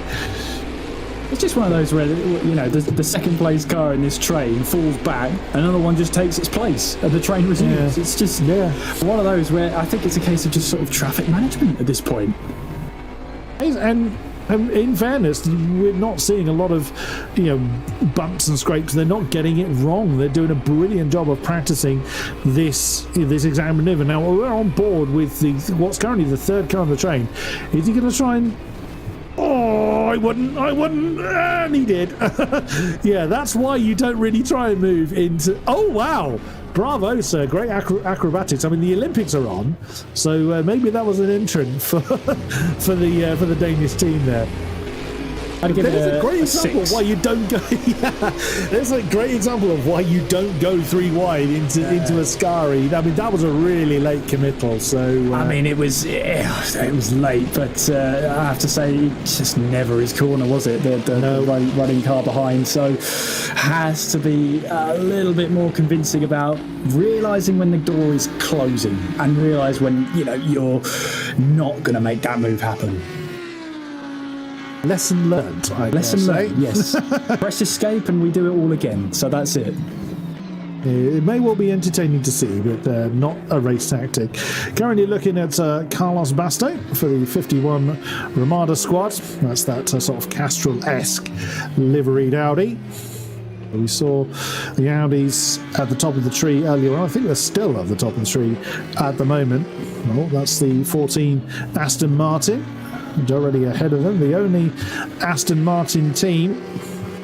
It's the GSR Team Aston squad ahead of him. Flash to the lights. He's not obliged to get out of the way, but general driving etiquette, if you're not on a hot lap and someone is catching you who is, accepted etiquette is you get out of the way. He's obviously not obliged to. He wouldn't be penalised if he's not. Now, again, what we've seen from the Audis, the 33s, the Mugen Sim Racing guys, are the same in that respect. The Audis seem much more settled. We're not seeing lots of sliding around and the lively tails. Whether it's an inherent characteristic of the Audi or maybe they've just all gone with a similar idea of keeping the car stable. It's certainly working for the Mugen Sim Racing squad, because again, they still occupy 2 of the top 4 spots. But we're seeing quite a lot of sliding, generally from the bigger cars. Yeah, and that's, centre of gravity. That's all to do with the weight transfer. There's a great shot here of the view from the old banking, which is, it's a little bit more grass growing in it nowadays, unfortunately, in that little bit of track surface. However, it's a great bit of history. A great part of the Monza history is this over itself. Yeah, completely so. You want to talk about sliding? There's 1960s F1 cars that would have gone through there. Goodness me. Especially if they had a Ferrari engine in the back as well. That would have been an almighty affair going through there. Oh, I just saw Carlos there get that one really rather wrong, going through the Del Rogia, and he's pulled that one over. He's going to be retaining that car. Causing a yellow flag, but he's going to bounce someone back to the pits. There he goes. There goes one of the I think that was one of the 74 Deuces McLarens just going out of the pits. So we're seeing one of the UK-US contingent going out there. Like I said earlier, the time zone difference for those drivers must make organised practices rather tricky. Either someone in the US is going to be practicing very, very, very late, or the guy in the UK is going to be very early. I guess there's a minimum of 5 hours difference. It's 5 hours backwards, yeah. And that's it as well. If you're from the UK, it's one standard time zone, but if you're from the US, you've got split into 3, maybe even 4. So that's another challenge in itself as well. Is trying to figure out your schedule. But if you're spanning it across multiple time zones, whether that's over Europe, whether that's in America, whether that's we've even had drivers from Australia at one point or another, it's a huge logistical challenge to make sure that everybody has their stint and everybody has it at a sociable time. Although there are drivers that will willingly drive at 2 o'clock at the night, pitch black around them, but have it be broad daylight in the sim. There are those people. We have a new top time on the board. Henri Sinic for the 64 Satellite Racing Squad has taken the top spot. That is one of the McLarens now that is taken. That's one of our American teams. They've taken the top spot. Former pole holder. I keep calling it pole out of habit, but it's... Oh, wow, he got the Del Rogia rather wrong there, bouncing over the curbs. That's not going to sit well with that Audi. It presses on nonetheless. Oh, now we're seeing a lot of sliding going on, so he's gone for a much more loose setup. I've been saying all practice that the Audis have been rather stable. Dear Lord, he is absolutely pushing that Audi really, really hard. Oh dear, that's someone on stream having an argument with the wall. Yeah, but he's bounced that one back to the pits. I think the only reason his car bounced off the wall was because he was going through the escape menu. Yeah. But, here is the number 33. That's Zoltan is piloting this one. Oh, wow. And he's only lost the top spot by, I think it's 25 thousandths. Yep, he has indeed. So that's Zoltan Vaconi that we're looking at the moment. 25 thousandths of a second separates him and Henri Sinic. Christopher Kienek has also improved to take the third spot in. So again, second, third, and fourth. Once again, other 33 cars. So Koenig in second and Ronan Zooks in third. So those Audis are still all together, but the top of the tree now occupied by the McLaren of the 65 team. I think as well, it's important that although these drivers are in their own individual cars with around about just over 20 minutes to go of this official practice session, the drivers here have got to remember that, yes, they're different drivers, they're individual driving styles, but if you can get yourselves within a good window of each other, then that's going to be a strong thing to build on for the rest of the weekend. I mean, you know, we've got the 007 cars. They're round about just over a second between the entire four. I think there's four drivers. It might be three. I might need to be corrected on that one. But, you know, at the moment, a second separates these three drivers we're seeing out on track. And so if a second separates the entire team, it makes it easier for strategy. It makes it easier to sort of figure out what sort of fuel you're going to be using, what the tyres are going to be like at the end of each stint. Every driver is going to be different, but if you have the similar times or similar pace, you might have a better idea of how your strategy and how your race is going to go. Absolutely. They're at it again, aren't they, those Bentleys? They'll never stop until the checkered flag goes. And even then... even then it's dubious. And they've actually got Rui Heath that's following them. Is he close enough to make a camera car? Let's have a look. Not really, unfortunately. He's a few car lengths behind the big old Bentleys. Well, I mean, the telling will be in the race, won't it, as to how effective this practice has been for them. As someone's just come out of the pits. Is that another one of the 007 Bentleys? It just gets so busy, doesn't it? No, that's one of the number 14 Astons. That's two teammates coming together. Two teammates coming together on the exit then of the Rettifilio chicane. That's just pushed him round. My track, he says. Yes. Get out of the way. Bury the hatchet now. Get all of those out of your system. Any disputes off track, please. Well, less than 20 minutes to go until this session is done. Still plenty of time for our drivers. Still a few drivers, mainly late joiners, that haven't got a time on the board. But as mentioned, it is Henri Sinic in the number 64 McLaren at the top of the tree. Then it is Zoltan Vaconi. So Bentleys are still side by side going through the track. Yeah, as mentioned, second position currently Zoltan Vaconi, third is Christopher Koenig, and fourth is Ronan Zooks, all for the number 33 Mugen Sim Racing team. That's the Audi squad. And then it is two of the 007 Pro Sim Bentley drivers. The fifth position one, because the names are not clear on our list, I'm afraid I can't tell you which one is set which time. I believe the fifth position time is Sebastian Hove, but I'm afraid I don't know who set the sixth fastest time. You've got to go down to sixth position before you're even over a second from that again, pole time, keep going at pole time. The top time at the moment. Then in seventh is the number 57 normally 57, it's car 51, Ramada Motorsport, Carlos Basto. That's one of the Audis. Then eighth is another one of the 007 Bentley cars. Again, reminder, this is only a practice session, so this will probably help them decide things like driver orders and things like that. I mean, they'll have an idea of who their stronger drivers are, but this might give them an idea of how well their cars have done here. Ninth is currently Nija Zayon. That's one of the Team 14 GSR Aston Martins. So just the only team running the Aston. And rounding out the top 10 is Paolo Heath in the 51 Ramada Sport Audi. That's one of the 007s getting all out of shape. That was just as you were going through the standings there, Chris. That happened just as you were running through them. But yeah. I believe that was Sebastian Hove as he's just jumped back to the pit. And there's another one. Well, Sebastian is at the tail end of a Bentley queue, just coming out of the pits now.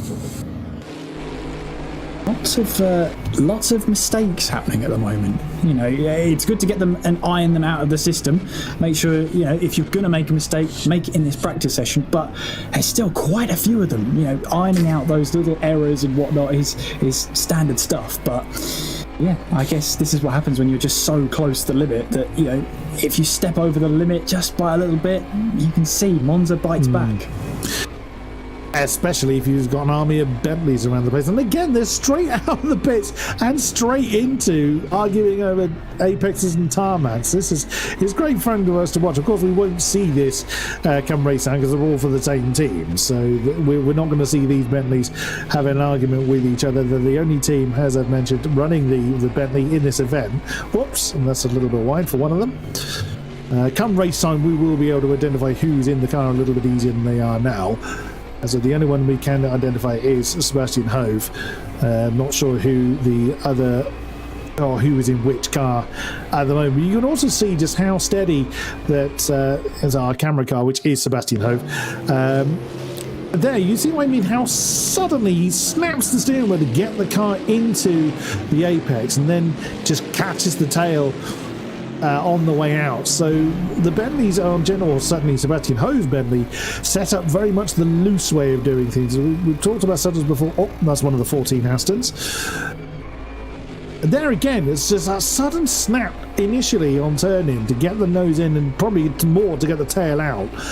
And then control the car, control that slide through the corner. It's working pretty well because, again, most of the 007 Bentleys are well within the top 10, so it is working pretty well for them. You can see one of the 007 cars that was just getting it all out of shape then and straight through. Yeah, it's just not great. That's when it doesn't work so well. That's when it doesn't work so well. No, you're absolutely right. But yeah, just like that, the back end just swapped him in there, and there was absolutely nothing he could do to save that one. No, indeed. But again, this is what they're trying to iron out. This is the practice they're putting in, how to do this kind of close quarters battling and not end up, you know, with your rear wing snapped off the car. Oh, Sebastian's got a decent run on the Bentley ahead of him. Oh, that was robust defence. That's put Sebastian right off his line and sent the Bentley off the road. So it worked out fine for Sebastian Hove in the end. Oh, there he was. He just reappeared on track at the back of the shot there. But, you know, it's also a practice in dealing with this pressure. It's not just how to apply it, it's how to deal with the one that's very large in your rearview mirror, as we see, you know, the lead two Bentleys in this line doing exactly that. Again, that was a very firm but fair defence by the lead of those Bentleys. Oh, wow, but that slowed them right down. You saw how Sebastian Hove just closed right in on them. There was a good 2 to 3 car lengths when they went into Ascari, and now he's right on the diffuser of that second Bentley in line. And it looks like the lead one's going to jump out of the way. Oh, is he? No, he's going to try and defend the line going into Parabolica. Oh, goodness me. Great fun, but it's not helping their lap time. Not at the moment, no. But who cares? They're clearly got other interests at the moment, and just making sure that they have a good time. Absolutely so.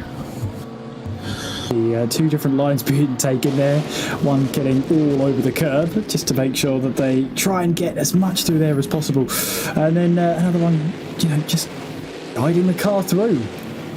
They're putting on a great show for it. I mean, it's very gracious of them, isn't it? It is. To have this great scrap for us to talk about. You know, liven up the practice session somewhat. I mean, we've seen plenty of things going on outside of the 007 BMW Bentleys, but in fairness, they have provided quite a lot of on-track action. So thank you very much, Team ProSim. Or Magnetak, to say it in Danish. It's one of the few Danish things I can remember.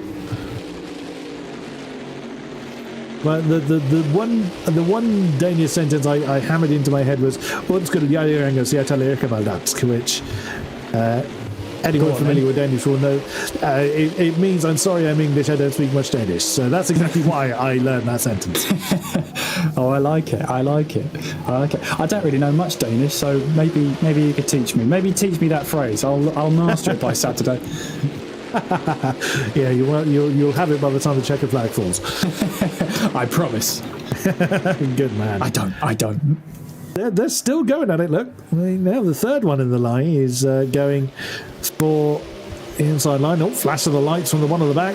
Don't leave me behind. I want to join in this fight. Actually, while they've done that, the one we're looking at, Sebastian Hoes, actually set a time that's put him third.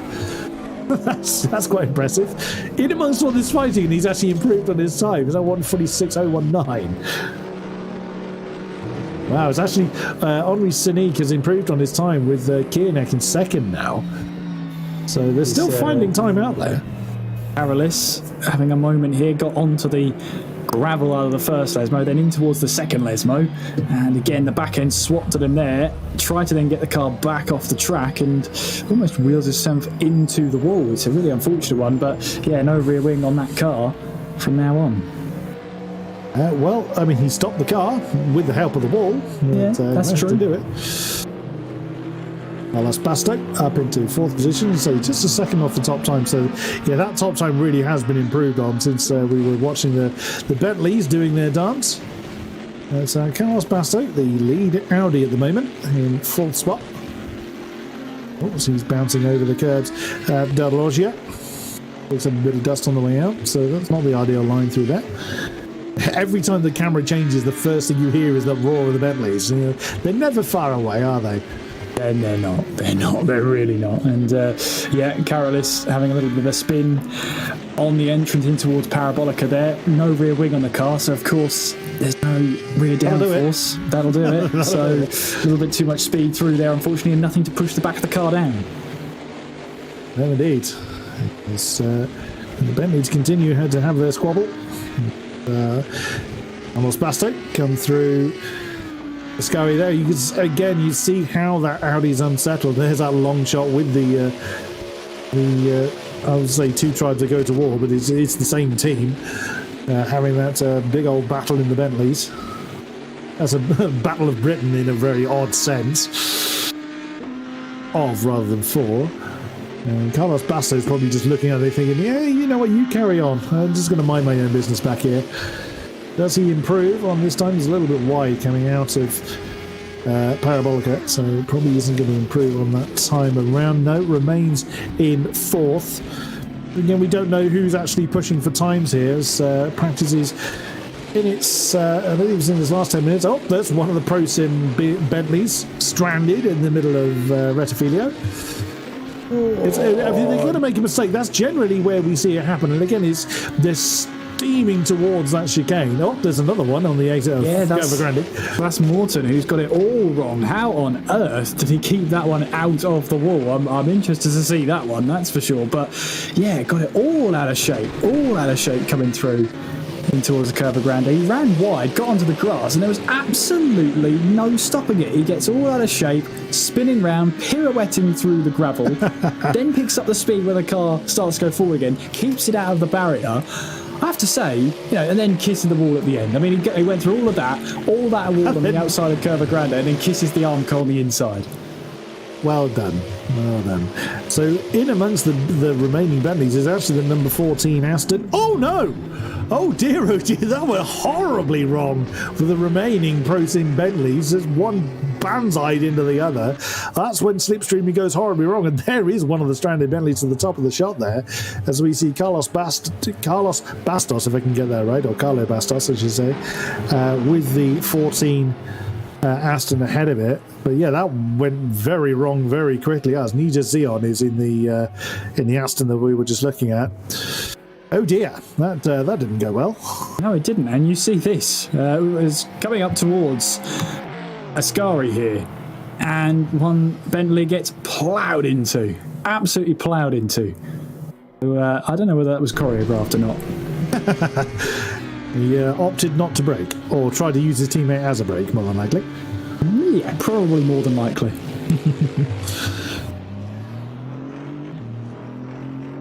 Who should we have a look at?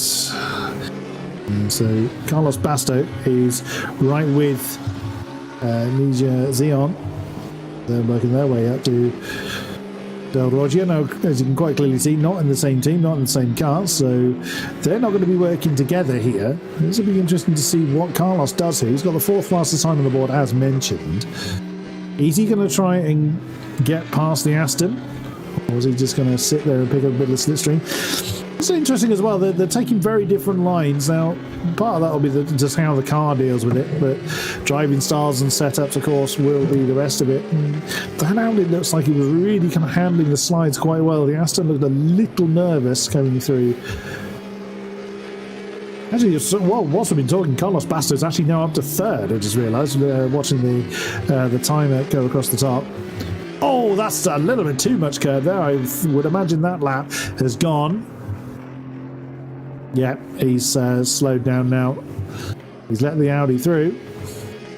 He's going to slot in behind it to try and maximise his exit from Parabolica to start another lap, but I would imagine that one has gone. There was too much curb on the exit of Ascari, which is easy, very easy for me to say. It's a very easy mistake to make.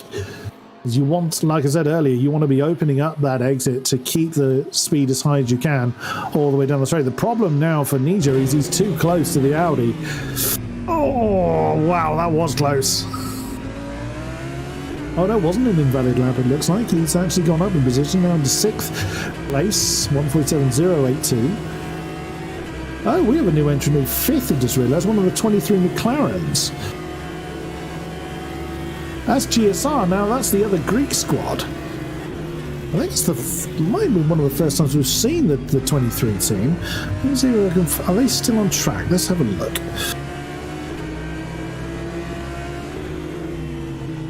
Well, they were just as I cut to them. They then disappeared, unfortunately.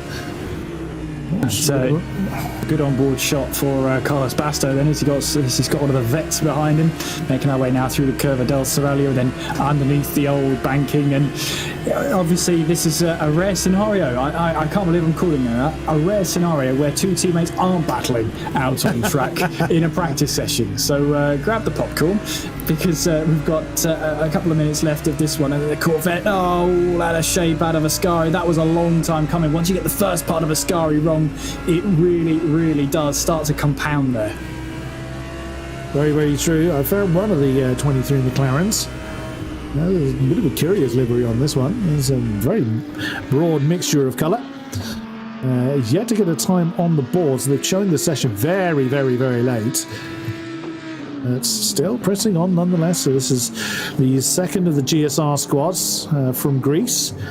The number 14 car is the Aston Martin. That's the other one.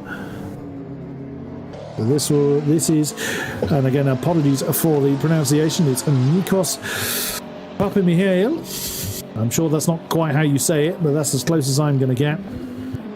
Coming through Parabolica, and he's going to try and get a time on the board, see where he slots. And so McLaren there's 4 teams running the McLaren. The 23 car, the 23 team, I should say, is one of them. The other 3 are the VRS squads, 64 and 65, that's the American contingent, and the 74 Juices Motorsports Club, that's the US-UK Alliance. That's the 23 of Nikos Papamichail continues his merry way. We'll see what map he can get on the board. Not a great deal left of the session now. Just about 2.5 minutes to go. He's riding on board with Valadis Karalis. And Chris, let's run through those standings just in this practice session. Indeed. Well, at the moment, with the remaining moments ticking down, it is Henri Sinic in the 64 Satellite Racing McLaren at the top of the table, where he's been for a while. He managed 46 laps in the session. Christopher Kinnock in the 33 Simulian Audi in second, just a tenth awry, 145.376. Only 15 laps on the board for him. Carlos Bastos, we were looking at him in the 51 Ramada Motorsport Audi, is up into third, 146.350. Bit of a gap between second and third, nearly 9/10 of a second indeed. Then it's one of the Pro-Sim Bentleys. Unfortunately, we don't know which, but they managed to get into fourth with a 146.513.